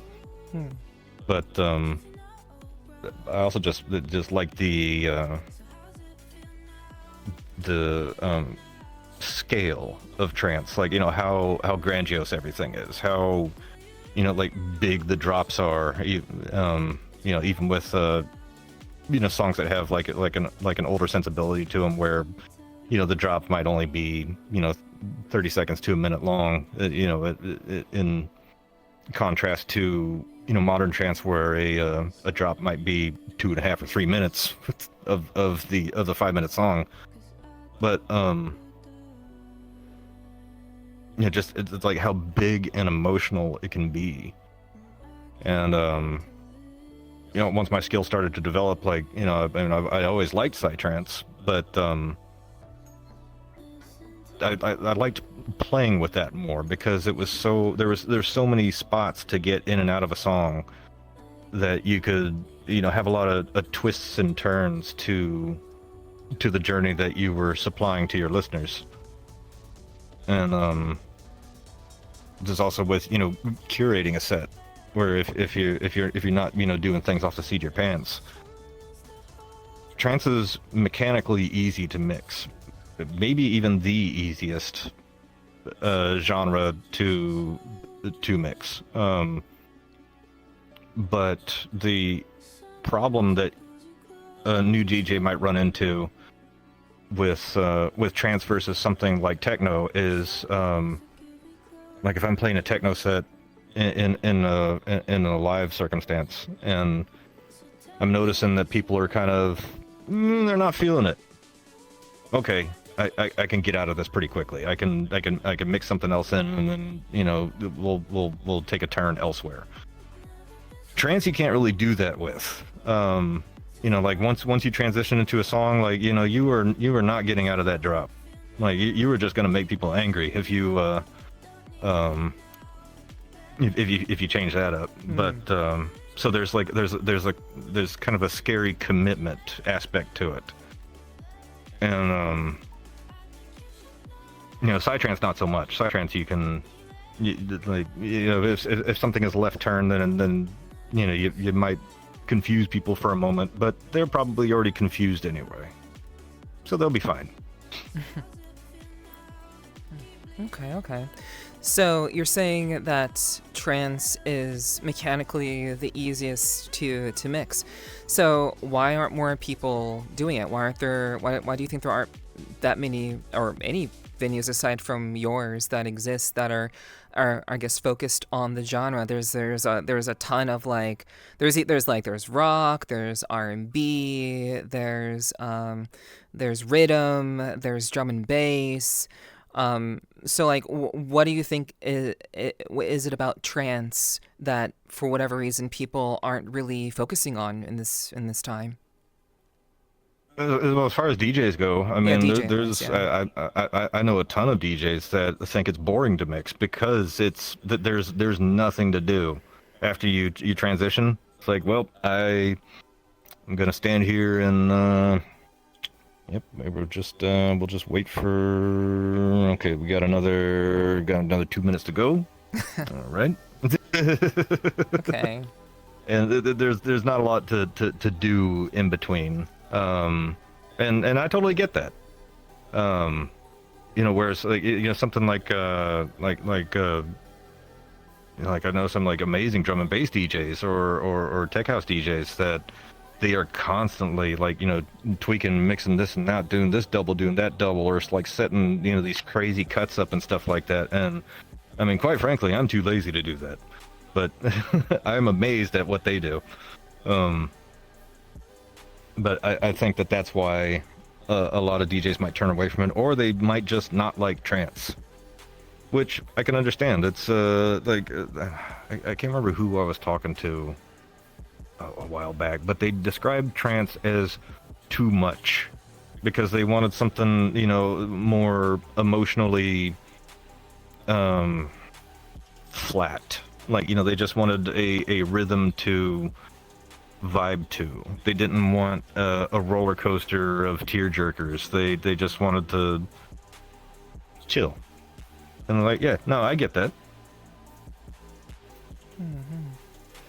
There's also not a lot of rhythmic variance with trance and its subgenres. Like, you know, you have very few variations of the same bass line. You know, you have a lot of the same, you know, just drum patterns, and maybe not exactly the same. Yeah, this one has different hi-hats, but it's the same kind of, you know, driving rhythm. And if that doesn't get, you know, your neurons a firing, then it's just not your genre, and there's nothing wrong with that.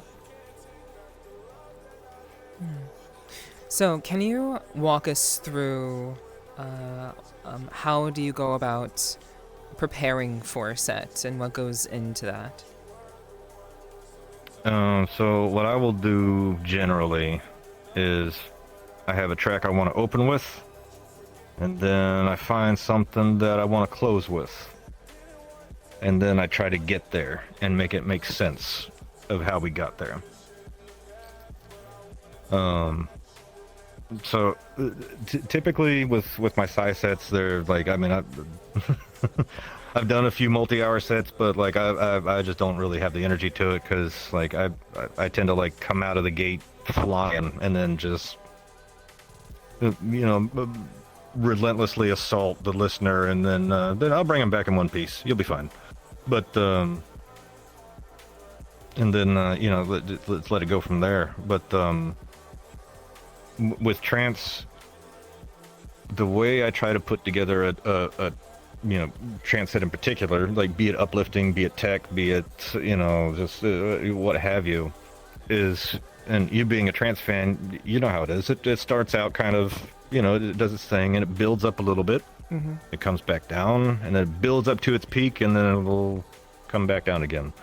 The meta of the set, I think, should kind of follow that pattern. You know, you go up, you come back down, you go up some more, come back down, you know, have a little bit of a wave to it. Because if you stick with the whole vibe the whole time, it'll start to feel stale. Mm-hmm. What about the tools that you use? You said that technology has improved since when you first started, you know. Like, oh yeah, I love cue points, and I abuse the hell out of beat jump. Beat jump is so nice. what is that? You're using terms that maybe people don't know. So like, what is that? Like, what, okay. And like singles and doubles and, you know, stuff like that. Like, so back in ye old times when you know, we walked to school 15 miles uphill in the snow both ways, to find where you wanted to be in the song, you had your jog wheel and you manually found it, and it's like, okay, it's there. And then, you know, manually go back, you know, X amount of measures, and then, you know, place your cue there, and then kind of listen for the phrasing, and then, okay, this is about where, yeah, no, this is where, okay, there we go, beat match, do your EQing, do your transition, cool. Well, now, I mean, and it's been this way for some time, so, you know, I'm speaking of it as if it's a new technology, but in my head, it's, you know, relatively recent, despite it being standard for a long time now. Setting multiple cue points, it's so nice. Like I can mark my in, mark my out, and then kind of like come up with my own little color-coded system to say like, oh, well, you know, as a note to myself, like, oh, hard cut into this one, or you know, like or you could set up a loop as a cue point, so that once the song gets there, it loops automatically. It's like, this is so nice, it does it for me, this is so cool. And as far as beat jump goes, that you can basically hit a button and the song will jump back X amount of beats. So it is really handy for when I mess up and need to fix it, like now. Like, whoops, I missed that. Okay, yep, nope, nothing bad happened here. Nope, nothing at all. You did not notice that? No, you didn't notice that. Haha. Okay. And like, what technology do you use? Like, what is your preferred method of DJing nowadays? Like, what's your equipment? What's your loadout? You know, software, hardware. So I am running on an XDJ XZ and Rekordbox. My preferred software, and any software that I recommend to anybody out there that just wants to be a bedroom DJ, hands down, Tractor has the best software, and you can map anything to it. But if you want to, play out anywhere, Rekordbox is industry standard, so you're going to have to learn that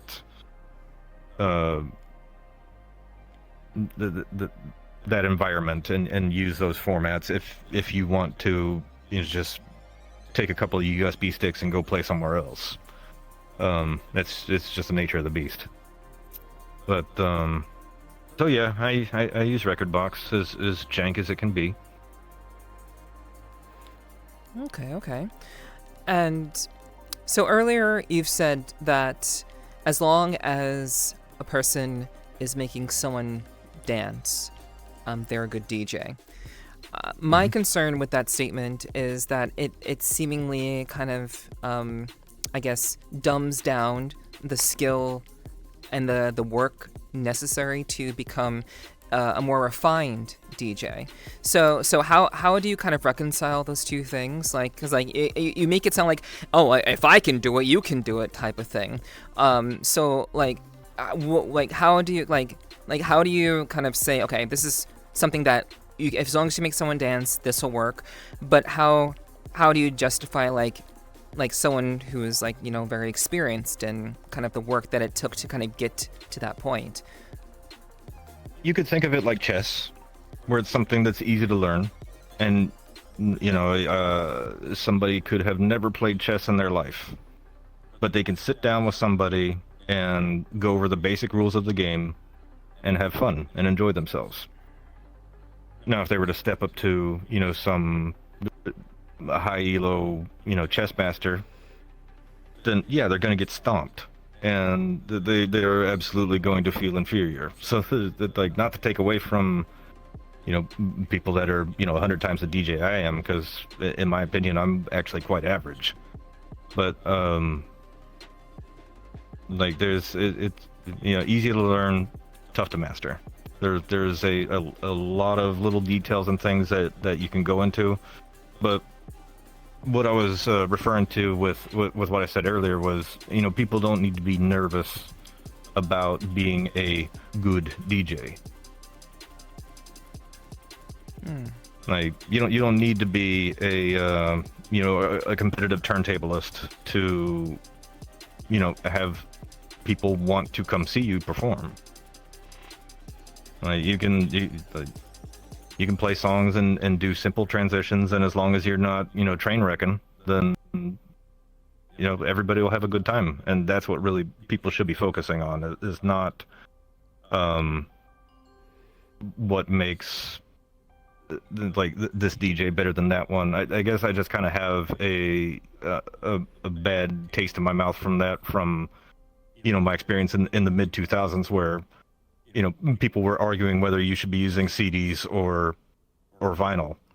Like, it's a stupid argument. Like, does it take more skill to use vinyl? To a degree, yeah. Like, there's a lot more things you need to carry into the club, sure, and it does take a lot more of time and investment and to get the feel of it. But an argument like that, the only people that care about it are other DJs. Like, and then, I mean, am I playing for them, or am I playing for the people that are dancing?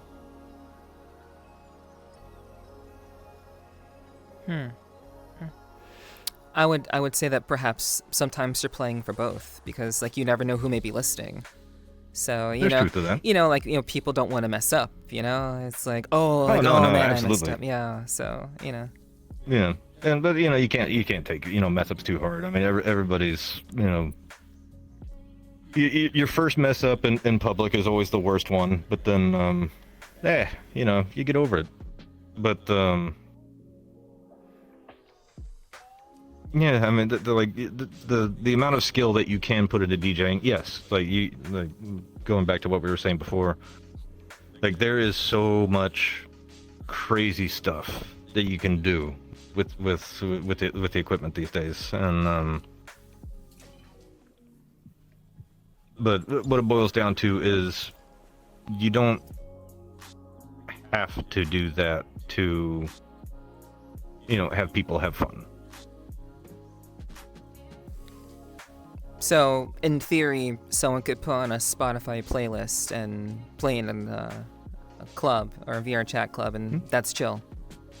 I mean, I've seen it. I wouldn't recommend doing that because people do want to hear transitions. But don't only DJs care about transitions and such? No. People do care about transitions. People do come and listen to that. Your average rave goer does want to hear that. Your average rave goer does not want to hear a Spotify playlist. Yeah, of course. I would agree 100%. But I mean, if they're dancing, it's... Yeah, that's true. If they're dancing, I mean, hey, they're having a good time. They're having a good time.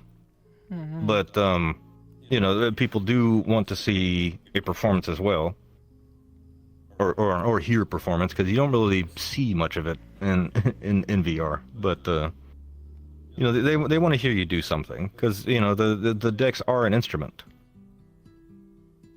And if I'm sure you might not be a virtuoso on them, but can you play a song? Yeah. That makes sense. So, why do you think that you have? I don't know to what degree this rings true, but I've heard that you're like one of the most well-known trance DJs in the VR chat music scene. How do you think that you've achieved that, and why do you think that is? I have no idea. But I'm consistently surprised when people tell me that I'm well-known. Because from my perspective of things, I'm just some dude that has a full-time job and a long commute that puts a VR headset on the weekends and has fun. But I do think maybe like a part of it is that when you see this avatar, it'll stick with you. Like there's nothing else in here that looks like this, and I think that's probably part of it. And my particular brand of psytrance kind of sticks out a little bit because I tend to stick with Night Full On, which is a niche within a niche. So like, I haven't run into too many. Actually, I haven't really run into anybody stateside that plays that on the regular. I run into a few, Japanese DJs that do, but I think maybe that, yeah. But it's such a weird thing, trying to get a feel for who's well known and who isn't, because to be completely honest, I kind of live under a rock. I mean, outside of my bubble, I'm kind of like, what's going on out there? What? Oh, is it here? No. All right. I'm not all that present on socials. I'll get on and do some promotions here and there or something like that, but I'm not constantly doom scrolling, so like I typically have no idea who or what is the current thing. I just kind of find people I vibe with, and then there you go. Okay. How has DJing changed since you first opened Deviate, and how is it changed from back then to now? Like I don't suppose VR CDN existed back then, but how has that shifted, and how have you had to adjust to those changes? Honestly, CDN has been, for the most part, a boon. Because I mean, I was, just on Twitch, but then with Twitch having that brilliant DJ program that yeah, no, thank you. But it's just like it was a good thing that we had an alternative, and when I switched over to it, like it's very nice having one, higher quality audio. That's definitely a bonus. But two, not nearly as much latency, because I would play a track, and then it could be anywhere from 20 to 45 seconds before I knew if it was something that the audience was into or not. Like all reactions were, when we were all on Twitch, were very delayed. Just imagine playing a trance song, and then you're 30 seconds into the drop, and then people start coming up, and then throwing snowflakes at you and stuff. So you're kind of like, okay, where is? Oh, I know where they're at. All right, okay. And like you're having to kind of adjust for time, whereas with CDN, it's a matter of seconds on a bad day. Mm-hmm. So the biggest change is kind of transitioning from having a Twitch stream in VR to having CDN to your computer your computer just VR CDN to VR, essentially. Okay. Yeah. The conduit has changed, but and then it's actually been nice. Like, and I do like CDN. It's convenient too, because you don't have to wait for commercial breaks, or double check to make sure that that you have commercials off, or any of the twitchy stuff that goes along with it. Although it still is good to have your Twitch on hand for backup, because sometimes CDN or like one of their one of their service providers just shits the bed, and you're like, well, what do we do?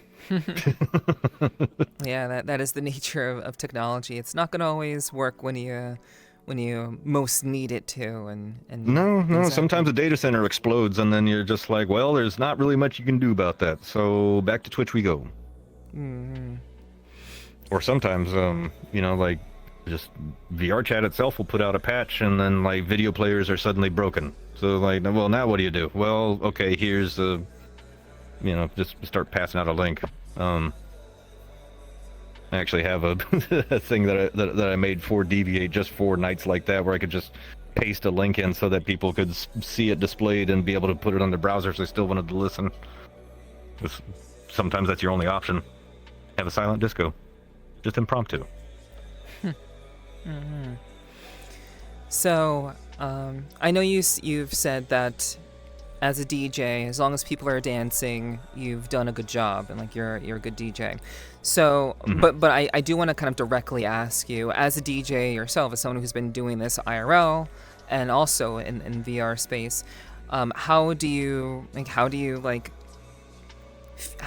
see success, and how do you qualify success? It's kind of similar to the question I asked you about the venues, but in terms of being a DJ, like how do you kind of say like, okay, I'm doing well, like how do you avoid stagnation in that? Because if people are dancing, that's great, but if you just keep doing the same thing for years and years and years, then there's really no evolution. So how do you know when you need to take the next step forward, if there's another step to be taken? And how do you kind of figure that out based on just, your experience as a DJ? Near constant crate digging, just always looking for new music to play with, because it doesn't matter how much you like the song. After you played it a few hundred times, it loses its luster, and you always want to have new stuff. You always kind of want to tweak your sound, see if you can get this vibe into it, or just do something a little more twisted, or maybe shake up your genre. Like like, oh, that, did, so many trance or psytrance, sets over the past couple of years. You know what? I'm gonna do a progressive house set because I want to, or a side dub set, or like maybe just try to pick up a library of something else and just shake things up, see if you can do it. Sometimes it works, sometimes it doesn't. But it's I guess it's kind of like with what I was saying about having an instrument. If you were to play guitar, if you were to play the same 20 songs over and over, you would feel stagnant. But you're not learning any new techniques. Your muscle memory's there. You're just going through the motions of doing the same thing over and over. You need to write new songs.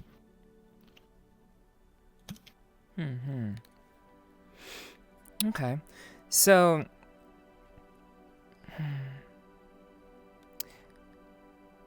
I had a question. What are your thoughts on? I know, like, I've brought this up with other performers, and it's kind of a contentious subject, but I'm gonna ask it anyway because I think it's interesting. And like, how do you feel about the idea of DJs not really having any sort of like compensation for what they do in the VR space? And like, what are your thoughts about that? I mean, in the VR space, like it is, mostly volunteers doing volunteer things. Like you can do things like set up a Patreon, or you can keep streaming on Twitch, and if people want to throw you some bits, they'll throw you some bits. But I mean, if you want to get paid, best thing to do is get out there in the club circuit. But you don't really have as much freedom out there as you do in here. Here it's damn near impossible to get paid. But if you are DJing in VR with the sole purpose of trying to make a career out of it, you might be in the wrong place. I mean, again, we're a niche within a niche. Like, like the VRChat is not the rave scene. It's a very small subsection of it. But and the market, I don't know.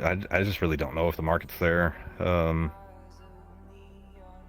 But on the upside, you can do whatever you want. If you have some niche genre or thing you want to do that would absolutely not fly in a club in a major city, you can do it. You can put together a world that's themed exactly to that, and grab some other like-minded DJs and then put together something amazing. And if you like it, chances are somebody else likes it out there too. If they hear about it, they will have the time of their life. But if you want to make a career out of DJing,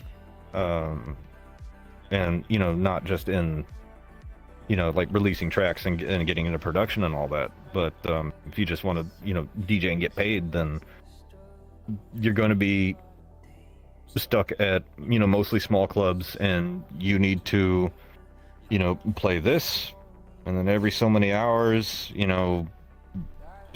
do something, do a left turn of sorts, so that people get off the dance floor and buy a couple of drinks, because what you're getting paid is part of the part of the bar tab. So there you go. Like you're not going to show up to a backwoods bar playing trance and getting paid on that. Like you're going to be stuck doing whatever the club owner says. And if that's your thing, that's your thing. Great. But or I mean, if you really want to make the easy money with being a DJ, wedding DJ is always an option. You're going to be playing a playlist that has been curated for you, though. So like there's a Yeah, that's not really very fun or interesting. I would imagine it wouldn't be very fun or interesting for a lot of people who are into it. But yeah, you're right. That is an option. Yeah. yeah. It's just kind of like any other art form, though. You know, you can paint all the pretty pictures that you want that mean something to you, or that this is your favorite thing in the world to paint. But if you want money, it's got to be something that people are going to buy, and that's just kind of the nature of the beast. Yeah, creating value, one way or another. Yeah. Okay. So what was your worst session, or like your worst DJ experience? What really kind of like is like, this is like not great, and I maybe you kind of put it out of your mind, but yeah, what's that?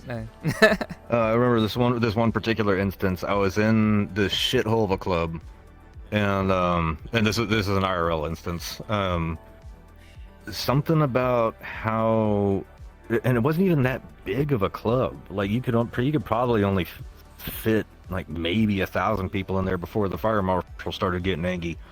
But something about how the bass kept bouncing back. Like there was just this weird reflection coming from somewhere, and I could not hear anything coming out of my monitor in the booth.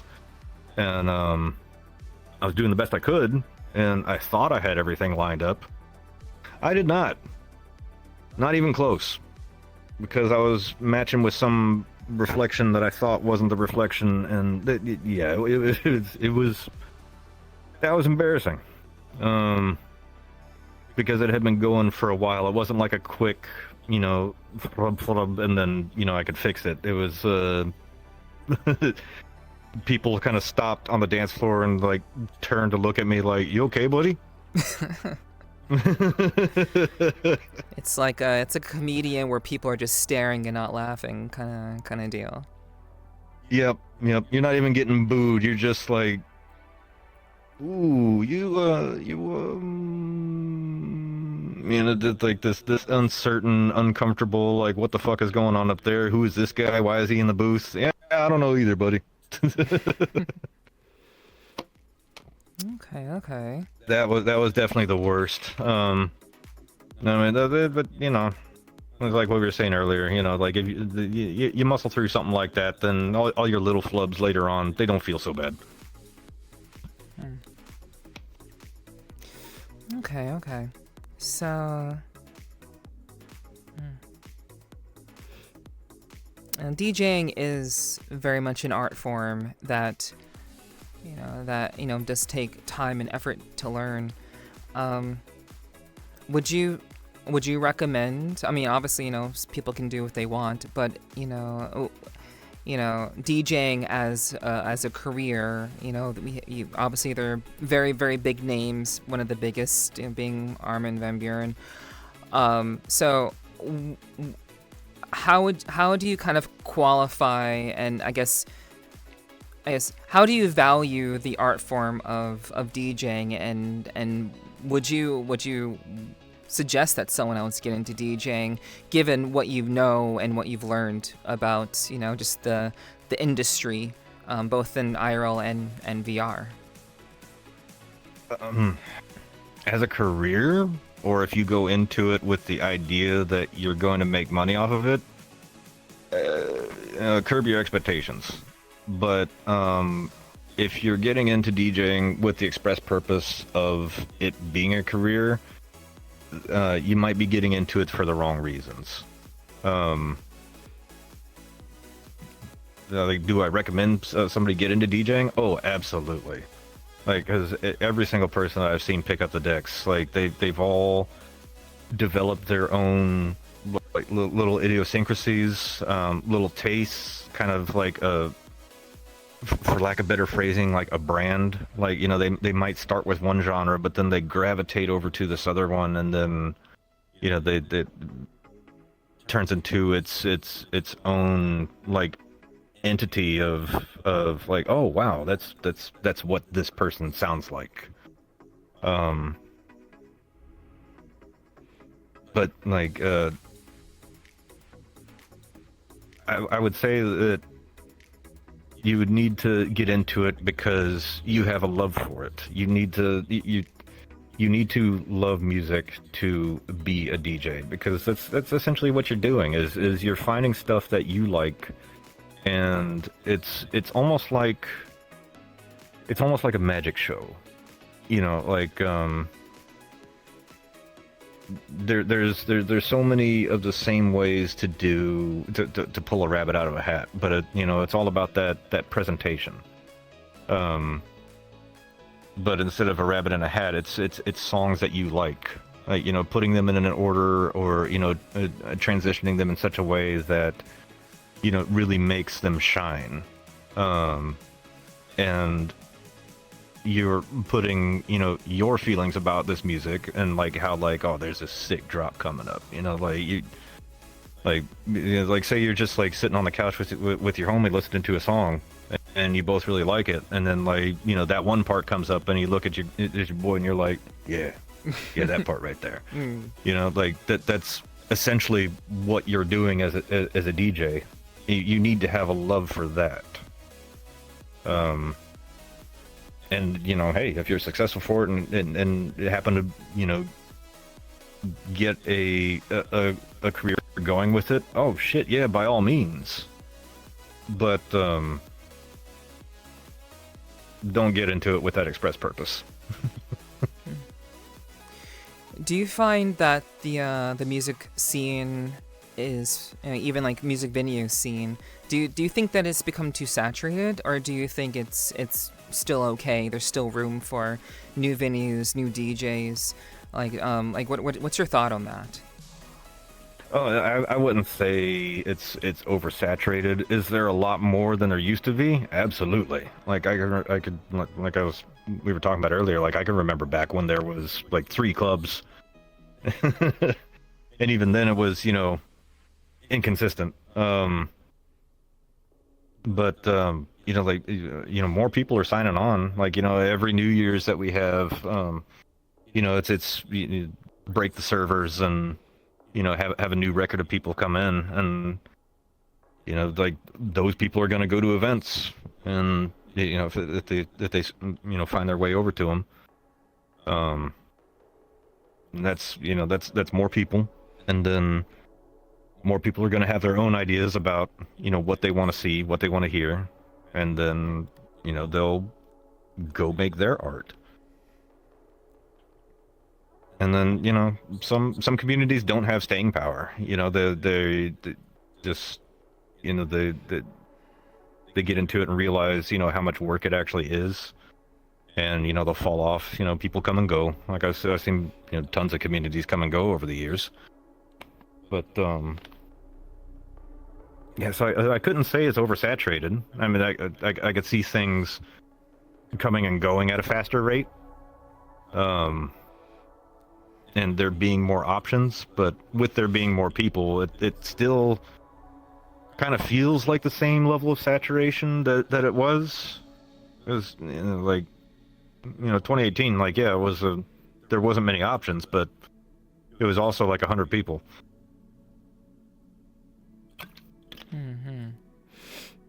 Okay.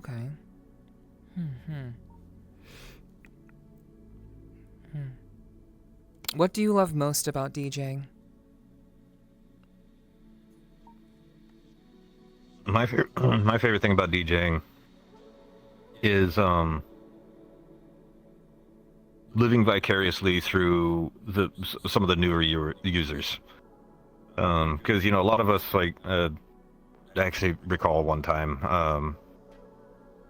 when a bunch of us were in Wave, just kind of chilling and hanging out, and this this one new guy came in, and like he's like went on this tirade about like how these people could be standing over there having a conversation when all of this over here is happening. Like, are you not paying attention to this? Because he had just put on a VR headset and was just blown away by all of these things that were happening around him. Like, how could you possibly be talking about whatever it was, some mundane thing, and like I love seeing that energy, and of somebody like stumbling into my place from some kind of bad directions, then and then he comes in and it's like they're just being a how do I put it, just experiencing it for what it is, and having a good time, and just like sometimes they get up right in your face because there's like a song that they really love, or just seeing that because there's a purity to it. Like, and I think all of us VR dinosaurs can kind of relate to that, and like in some way wish that we could experience things for the first time again. Like the first time you pop into VR and then like oh wow, I have hands, or going into a Mario Kart world in VRChat, and then like, oh man, I love Mario Kart. Holy shit, I can be in Mario Kart. You only get to experience that once.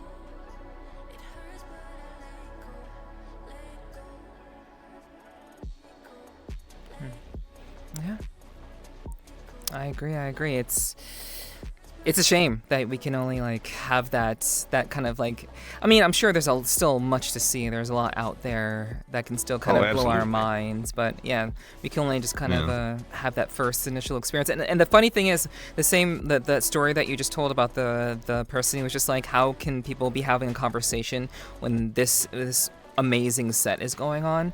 I've literally said that exact same thing. Word for word. I've literally said that to another DJ, but that was obviously like a year. I was like a year and a half into my stay in VRChat, so still very very like I was still very early, all things considered. But yeah, it's definitely refreshing when like you run into people who kind of really appreciate what they're experiencing in that moment. And I've heard stories, I've seen people have certain responses because I go to these raves and music events and such, so like I definitely get that. Like it can be very very like it's like mind-blowing and also kind of spiritual in a way sometimes, depending on like the set itself. Yeah, there's absolutely a spiritual quality to it. Yeah. And that I think that's the beauty of music. And I think that's I wish more people could kind of like see that aspect of it and look more deeply into just how music can really evoke memories, emotions, feelings, and all those things. But maybe we'll get into that in our post conversation. But let's jump into your involvement with a little group that I believe you created relatively recently called TANTRA, and your involvement with Mystic Quest Fest, which happened approximately 2 weeks ago. That happened. So I'm curious as to like from your perspective, what is Tantra and what is the goal of Tantra, and also what is how did that play into putting together Mystic Quest Fest? Yeah. All right, so I did not create Tantra. Oh, okay. I am part of it. The Tantra is Momo's baby. Gotcha. Okay. The idea behind it was to, not do weeklies, just to do, very, large scale collaborative events to showcase, other communities, like really give us a chance to like kind of come together, because it kind of ties into what you were saying with oversaturation. Like it's not that it's oversaturated, it's just that there's so many different places to go that oftentimes we don't really get together. Like if I'm hosting Deviate on Friday and there's something else going on Friday, well, I'm gonna miss it because I'm over here. I gotta do this thing. And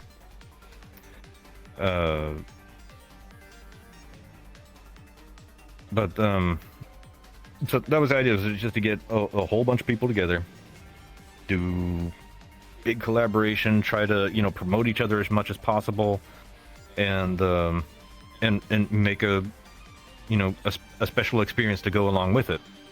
It was like the worlds are limited runs, like they don't stay up afterward, and the idea is to make a unique temporal experience, that something that is special for everybody that's involved. Okay. And so you said that Momo created that. And I've met Momo. I've chatted with her for a little bit.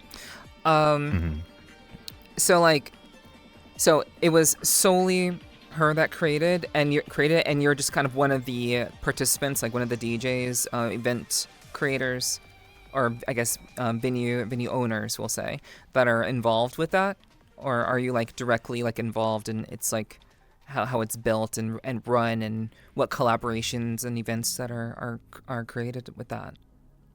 So we have a kind of an interesting way of working it. The easiest way to put it is that like she is the hand and I'm the quill. Because like I said, with the way I do stuff left in my own devices, it's gonna be weird psychedelia and geometric what the fucks. And I have no idea what the end result is going to be until I get there. Whereas Momo is the polar opposite kind of visionary. Like the first map we made together was for Bikini Beach Blast, and that started as she had a drawing on paper, and it was like, okay, so we have this path that does this, and then this, and then this, and this, and this, and then like, all right, yeah, I'm following, and then kind of work together to make that, and then to just brings her vision to life, and yeah, so like I'm pretty much just on the world dev side of things, and then like she contributes to that as well. But yeah, that's like the map design, that's all her. And working with her is been amazing too, because she'll ask questions that I would never think to ask about, like how, like, well, is this possible, is that possible, like, I don't know, let's find out. Mm-hmm. Or it should be, I don't know how to do it, but we're gonna figure it out. Mm-hmm. Yeah, okay, cool. I mean, that I think that's what it means to like have that kind of partnership with people. Like you want to you play off of each other's strengths, and you use that to create something really, really like cool. So yeah, that's awesome. So so when was Tantra formed? My understanding is that it was formed relatively recently. I could be mistaken, because I only recently heard about it through Mystic Quest Fest. And so, like, when was that whole kind of collaborative effort put together? And it seems like you also done like a couple of other things already. So it seems like it's been around for a while. We've done well. The first thing. So it in its current form, there's some complex history with that. There was a rename at some point. But we've done. Let's see, we did Bikini Beach Blast, and then we did Bikini Boo Blast, which was a Halloween overlay for that same map, and then we did Flash Freeze Fest in December, and we did a little mini a Valentine's Day event, which we went back to the beach. But the Mystic Quest Fest was well, wait, hold on a second, let me think. No, we did do the Valentine's Day event under the Tantra name, but Mystic Quest Fest was the first like big one that we did under the Tantra name. Okay. And what went into that? When I went into putting that together, and You know, I believe there are over 40 DJs over the course of 3 days at that event. So tell us about that, and how did you pull that off? That's all Momo. Like she's the one that handles all the organization with that, and she is absolutely brilliant with keeping things in order. Because I don't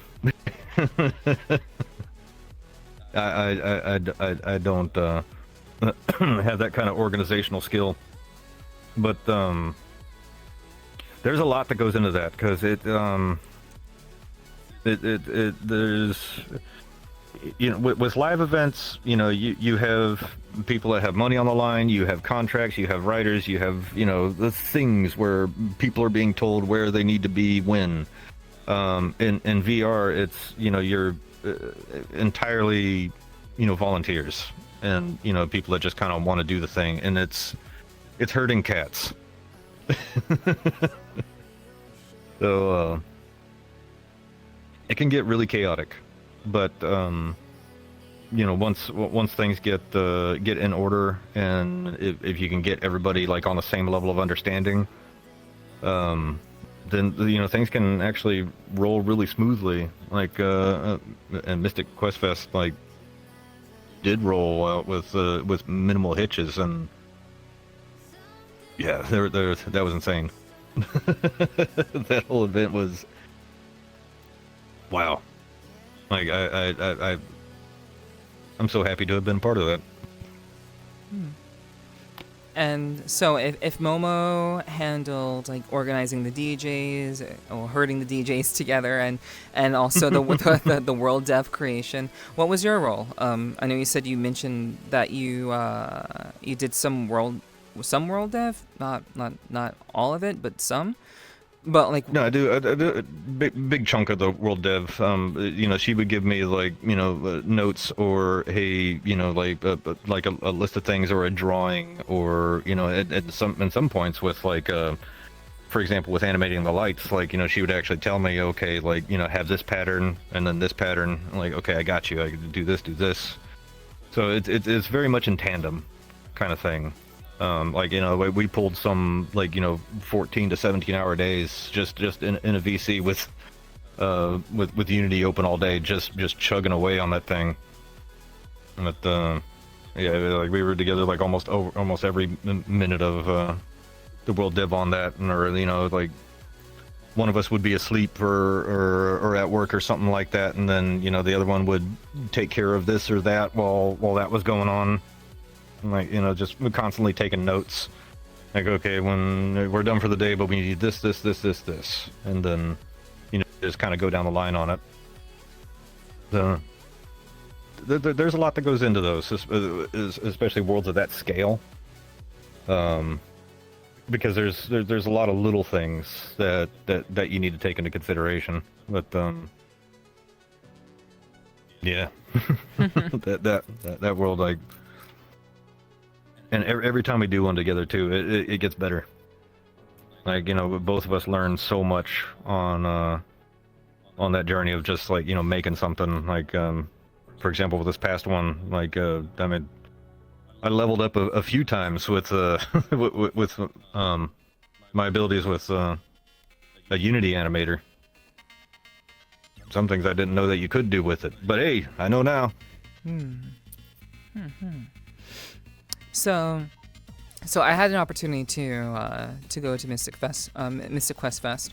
The world was pretty impressive in its scale, and the layers of, like, you know, areas that people could hang out in. It was pretty large in scale. Why was that decision made to make that world as large as it was? Like, it was some interactive elements too that went into it.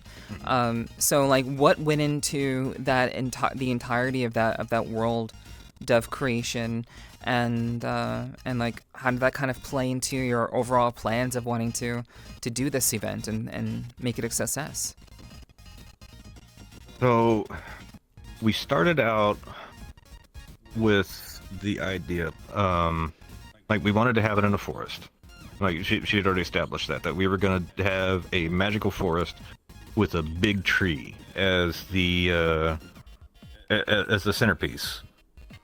But where we first started working was on the lobby area, because we already had that kind of box with the orb that we used for the Valentine's Day one, and with these worlds there is a continuing story, if you look close enough. But so you're in the spawn box, and then we wanted a place to come in to, like, you know, have a lobby, and have this lobby take us somewhere. And how do we do that in, like, you know, a mystical fashion? Well,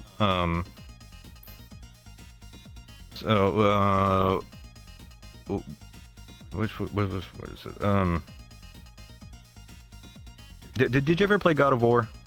The fourth one? No. Okay, never mind. There's a Bifrost Bridge thing there that would mean nothing. Anybody in chat, they know. Where, you know, you have a magical thing that could take you some other places. So we kind of wanted to get that sort of element going on, and also I kind of wanted to see if I could do like a portal kind of thing, because I didn't. I don't know. It was a cool thing, but and the idea was that, like, this this lobby could kind of be reused, because that mechanic that could take us anywhere, and you had the different elements that were circling around on the floor, and, you know, this one happened to be the blue one. What are the other colors? I don't know. We'll find out. But after we, you know, got all of that done, then it came to making the forest itself. And as far as how expansive it is, it kind of had to be, because if you want, you know, a good sightline, and, you know, you have, you know, a gigantic tree on top of a hill over there, you need to have some distance.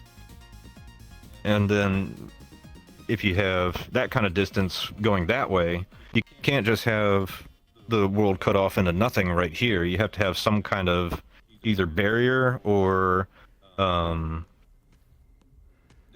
that just kind of discourages you from going that way. And I don't mean you know, an invisible starfield collider, but, you know, just there doesn't appear to be anything interesting out there, but there's a path that goes this way that's, you know, well lit. This is like what we were talking earlier about, you know, like map design, things that encourages people to move in certain directions. But yeah, mostly the reason for how expansive it is just so that you could actually get the feeling of scale of being in the middle of a you know, forest from any direction. It's like, you know, you could set it up so that you just have, like, you know, a narrow pathway of rocks that you couldn't get around, but then it doesn't have that that feeling of yeah, like if you ever played World of Warcraft, if you go over to, like, the Night Elves area, when you step in there and then there's just this massive expanse of, you know, pretty forest. Okay. Yeah, I can see that. So how was Mystic Fest Quest, and how once again it seems like it was pretty successful. The first night of it was actually when I interviewed Lynx, who promoted the event on his website on jinxie.com. So I guess how did that partnership kind of play out, and like, how was that? Like, how was, like, overall the event? How did it go? Was it successful? Was there anything that you learned? You know, yeah. Oh, so how that happened? So funny story with that is that when we did Bikini Beach Blast, you know, last August, one of the ideas that we had was like, grab a couple of avatar creators to just like do a quick, somebody in a bikini avatar that was, decently rated, something that, people could switch to, like is, like, oh, this avatar is really heavy or something. Yeah, well, switch to this one, or like, hey, try out that one, and then, do a little bit of promotion for that creator, and due to time constraints or whatever else, nobody really bit, but for Flash Freeze Fest, Violet Puppy was kind enough to let us use her beanbag chairs for people to chill in, and had a little sign up for that, and this beanbag made by Violet Puppy. Here's the website. Boom, boom, boom. There you go. Like, if anybody wants a beanbag, have fun.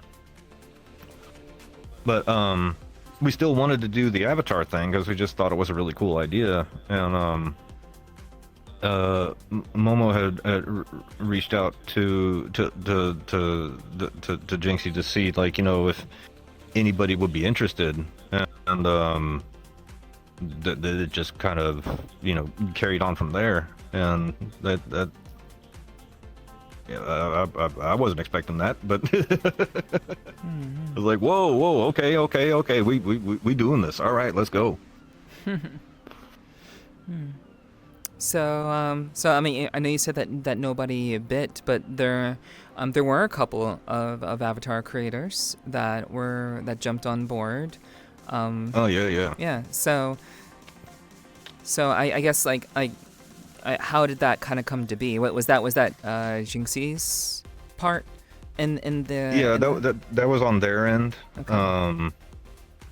Because like with the Bikini Beach Blast one, we just kind of poked a couple people that we knew, and like, well, that's that. But then of course Jinxie's gonna have access to tons of different people, and just see if anybody was interested. And like, yeah, and I thought that was really cool. And then I put some spaces in the lobby to display them, and then the avatar creators were really cool in creating those things, because like I was saying, like, the whole idea behind Tantra events is to showcase things, be they communities, creators, what have you. It's the events aren't really about Tantra itself, it's about all the participants. Like, what everybody's doing, what can be done. Like, let's see what featured artists, because like in like I was saying before, like VR is an art canvas. Like, there's so much that can be done, so many different kinds of art within this platform, and they should all be highlighted. Yeah, I agree. That's one of the major facets of VRChat that I immediately picked up on. Like, even before I had any exposure to anything like rave related in VRChat, I just had this innate feeling that this is a special place, filled with creative people who are all here to have a certain kind of experience. And it looks like, from what it sounds like Tantra is just an extension of that idea of, like, let's bring people together so we can create an experience that raises people up and highlights people who are in the community. I mean, that's a lot of why I do this. Like, I'm just talking to people and highlighting them to people who may not know who they are. So it's I think it's kind of interesting that that's the goal of that, and it kind of like coincides with what I'm doing as well, which is pretty cool. So yeah, same kind of philosophy. Yeah, very much so. So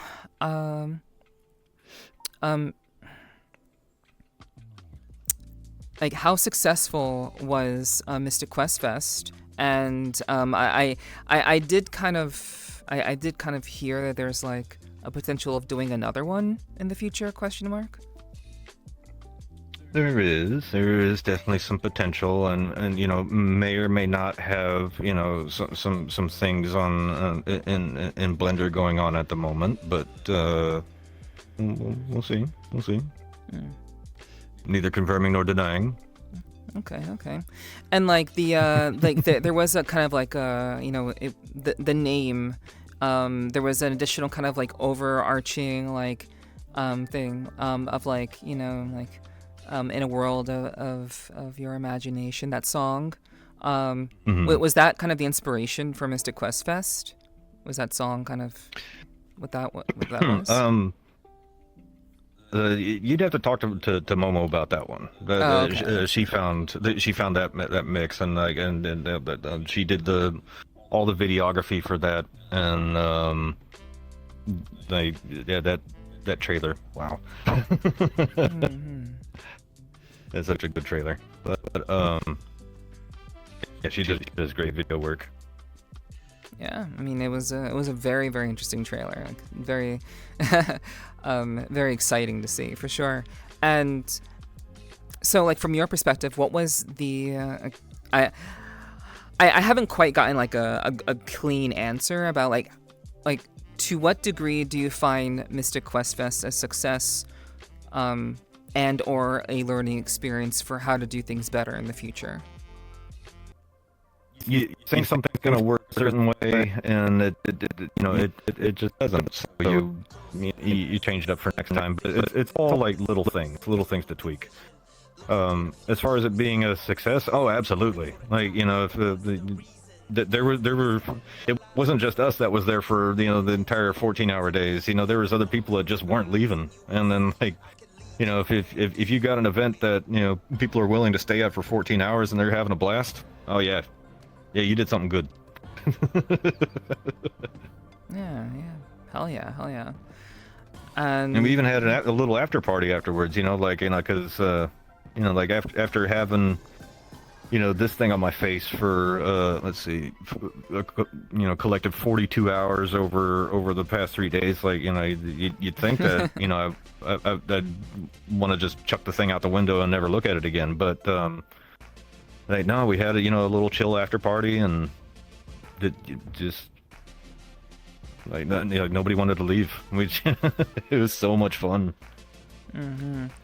It kind of has that like summer campy vibe of like you kind of meet together for like a short period of time, and it's like, oh wow, we had this really awesome experience that is like a flash in the a flash in the bottle, and like that was a beautiful thing that we just had together, and now it has to end, kind of thing. Yeah, maybe it'll come back one day. Maybe it'll look a little bit different, but like that's the kind of the whole temporal kind of thing that we have going on with it, and then does it sting a little bit when we have to unpublish the map and say goodbye to it for a while? Oh, absolutely. But at the same time, that's kind of what makes it special. Like we were all here, we all did this thing, like much like if a group of friends go to EDC or something like that, they're never going to see those stages again. They're going to be different next time around. But the experience that we had there was a tangible thing that we will remember forever. I probably should have used more of like a festival example rather than calling it a summer camp. I should have said festival. That would have been more fitting. But I've actually never been to a specific music festival before, so my brain didn't really register that immediately. But then I thought about it, I'm like, oh shit, yeah, it's more of like a festival thing where you kind of meet together and you're at a place and that happens. Yeah.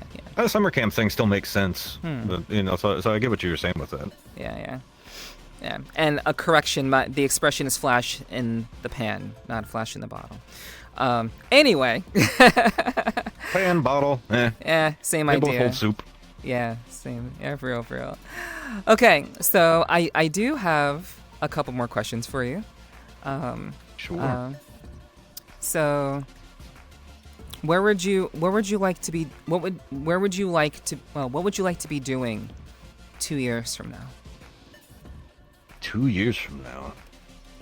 2 years from now, man. I barely remember what I ate for breakfast for yesterday. I have no plans for tomorrow other than hosting, and you're asking me about 2 years from now. I have no idea. No goals, no ambitions, nothing that you're kind of like trying to like aim for, down the line. And just keep refining, what I do. Try to improve on what self. As far as like specific goals go, I'm not really too sure. I've always been kind of a meandering through life kind of person. Like, I mean, I'm stable. I have a mortgage that's like over halfway paid off. Like I'm like all I really have to do is just keep what I'm doing and keep busy, keep sane, and then try to enjoy the passage of time. Okay. What inspires you as an individual? Not specifically as like a DJ or or a venue owner, but just in general. Like what is it about life and what you do as an individual that inspires you to be creative and to take part in the things that you do and spend your time here as an older man in VRChat? Passion. Just seeing, how do I put this? Seeing something with like a certain fire behind it. Like something with like some kind of vision, some kind of like solidified idea of how something or an experience should be, and then somebody just doing it. Like watching that happen is super refreshing. Where it's not some by the numbers, designed by committee, like, oh, this is what does this is what does this, I guess, I don't know, maybe this example will work for you. A lot of movies that come out now, they're very paint by numbers. Surveys suggest that people like it when this happens, and it just the kind of the same. Like, is it entertaining? Sure, but there's no spark to it. And then you look at a movie like, say, The Fifth Element, and everything's just, and that was a passion project. It was just this wild, original, what the hell is this movie kind of thing. Or, conversely, something like Gremlins 2, where, somebody didn't want to make a sequel, and then, just it had a very artful, fuck you to the studio and made this this crazy thing. But both of those is a passionate response to something. And just seeing something like that, come to fruition, that's just a reflection of its creator.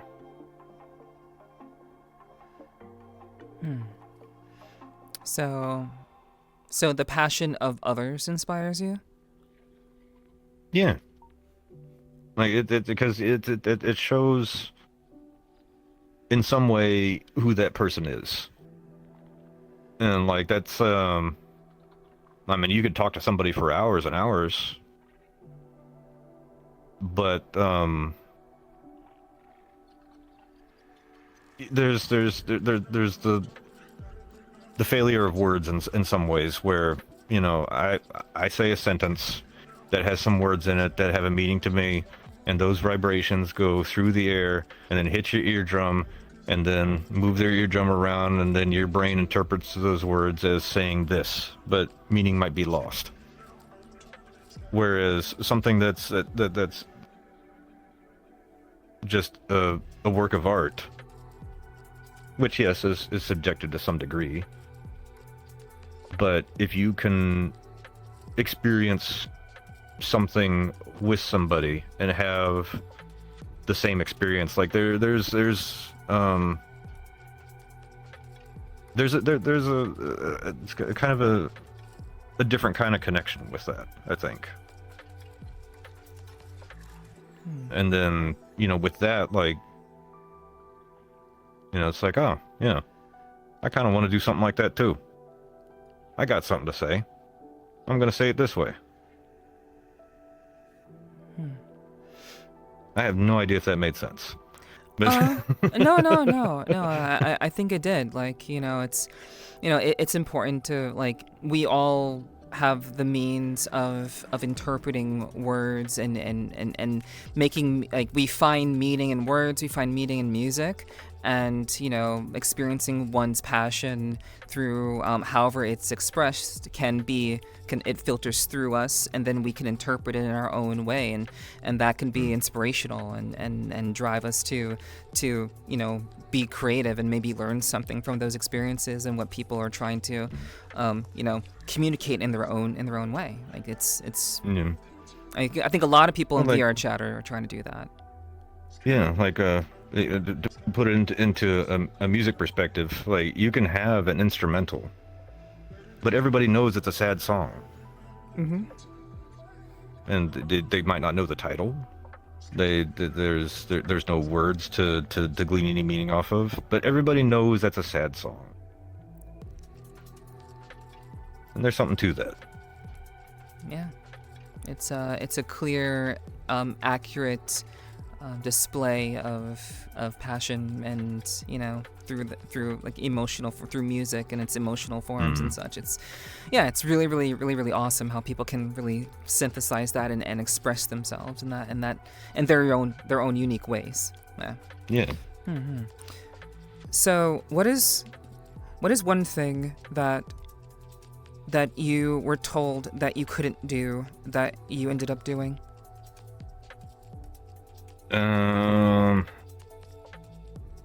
Live past 30. Wow. Okay. That's real. Yeah. Let's see. Man, I mean, I'm just trying to think of, like, a real good example, but I think a lot of us in life have had that some kind of influence in our lives, that it was some kind of negativity that was trying to push you in this direction or that direction, because you shouldn't do that, you should be doing this. And nah, fuck that, do what makes you happy.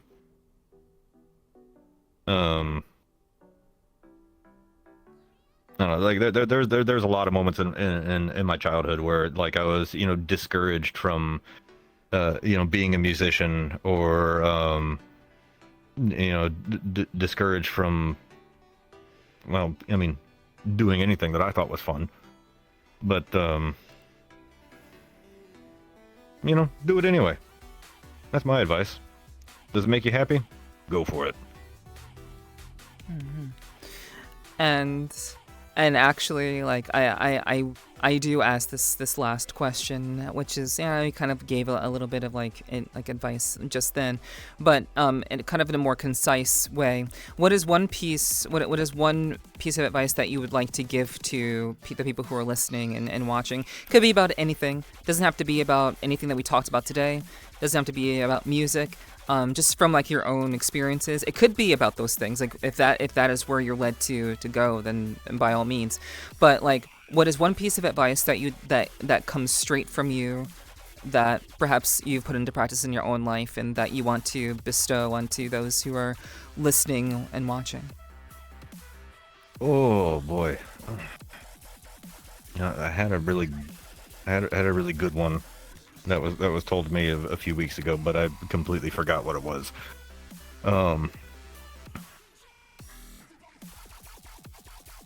I guess since we're mostly talking about VR stuff, like, don't worry about other people. When it comes to creation or art in any form, like, Like I was saying, do what makes you happy. Do you like it? Good. Do that. Don't worry about everything else. If there's something that you're unhappy with or you think you can improve upon, do it. The only person that's stopping you is you. Is it going to be easy? No. Unity sucks. But but with enough time and effort, like I fully believe that anybody can create a place or an avatar that they will be happy with. All right. Thank you for that advice, that insight. I hope that someone takes something away from that. I love getting stuff directly from my guests in that way. So, last but not least, where can people find you, TOTC? They could find me at Deviate on Fridays. If you want to join, just search for Beat Syndicate on the groups. And there is a Discord link in there. That's probably the easiest place to find me. You can find me on socials. I'm not really too active on those, but I am there as on both places as DJTOTC. But yeah, no, I'm fairly easy to find. I'm the only TOTC in VRChat. So there you go. All right. At least I hope I'm the only one, unless I got a doppelganger somewhere. I highly doubt there's another eldritch being. Actually, are you technically an eldritch being? In some circles, I'm a horseshoe crab. Okay. All right. I mean, you also look like a bug, too. Yeah, I do kind of look like a bug. So like, what's what's the true lore? What's that all about? Just me scribbling, and the Eldritch horror thing just kind of grew from that because I thought tentacles look cool. They're really easy to make in Blender, and I just kind of ran with it. Okay, gotcha. Yep. No complex lore here like there is in Tantra. It's just it's just me being doofy. Okay. All right. Yeah, that works. That works just fine. And is there anything that you have coming down the line that you want people to know about? Well, if you want to come see Deviate if you hadn't before, come join on me tomorrow. We host our regular events are 4 hours long. They start at 11 Eastern. That's gonna be a good vibe. And see what else that I can actually talk about. Yeah, that's it for the time being. But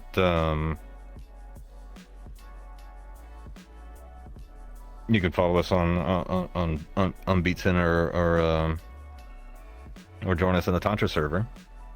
Might see something. All right. Okay. Hell yeah.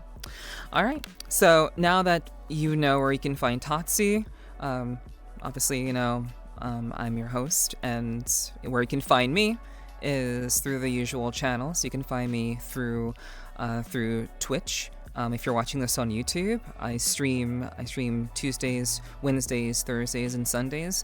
That may or may not be changing down the line, but those are the days that I currently do stream. So you can find me there on twitch.tv/Nepherti with 2 eyes. You can also find me on YouTube, where these will ultimately end up, and where you may be watching right now. But those of you who may be watching this live, you can find me on YouTube at YouTube with Nepherti at Nepherti with 1 eye. You can also find me on X at Nepherti with 2 eyes. And if you would like more information about the podcast in general, if you want to keep up with my guests and other releases that are coming down the line when episodes are released and guests that are up and coming, you can follow the account, the podcast account at Sweet Talking Pod, and that'll be great. I honestly very much appreciate your support. And of course, if you'd like to support what I'm doing, because like I said earlier, YouTube ultimately demonetizes the majority of the content that I create. So if you'd like to support what I'm doing and also get access to all of, well, most of, or pretty much all my released post conversations with past guests, including the one I'm going to be having with TOTC after we wrap up this this recording, you can go to patreon.com/Nepherti with one I, and you can check out my different tiers. You can actually subscribe there starting at just $1.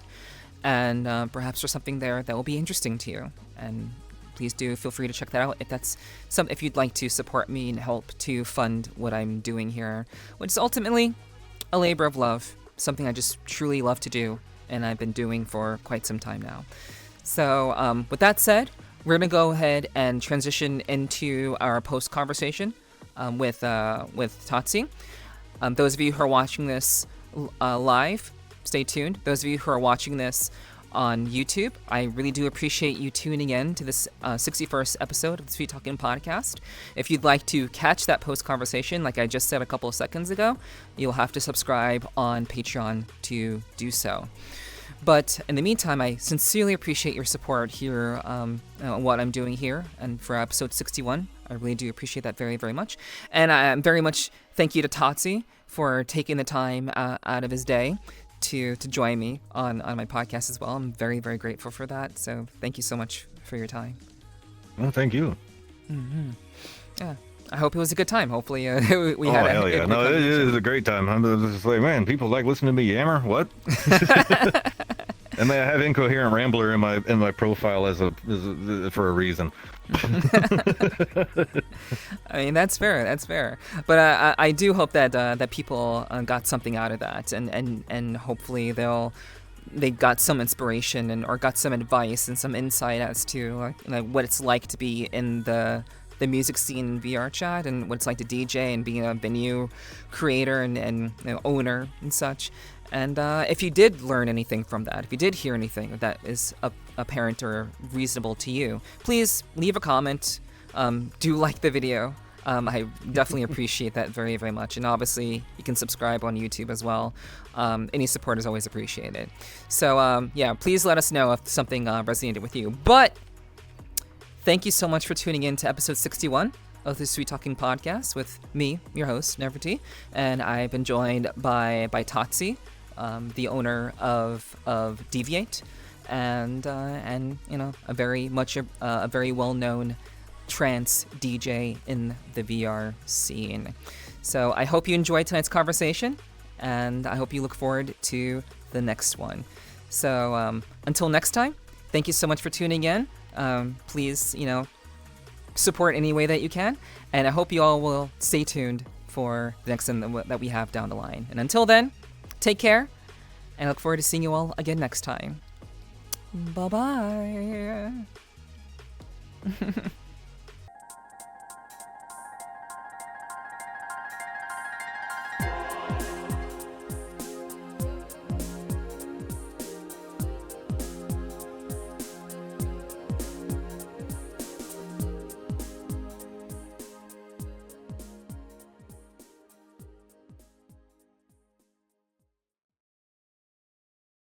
It's like, oh, yeah, I kind of want to do something like that too. I got something to say. I'm going to say it this way. I have no idea if that made sense. But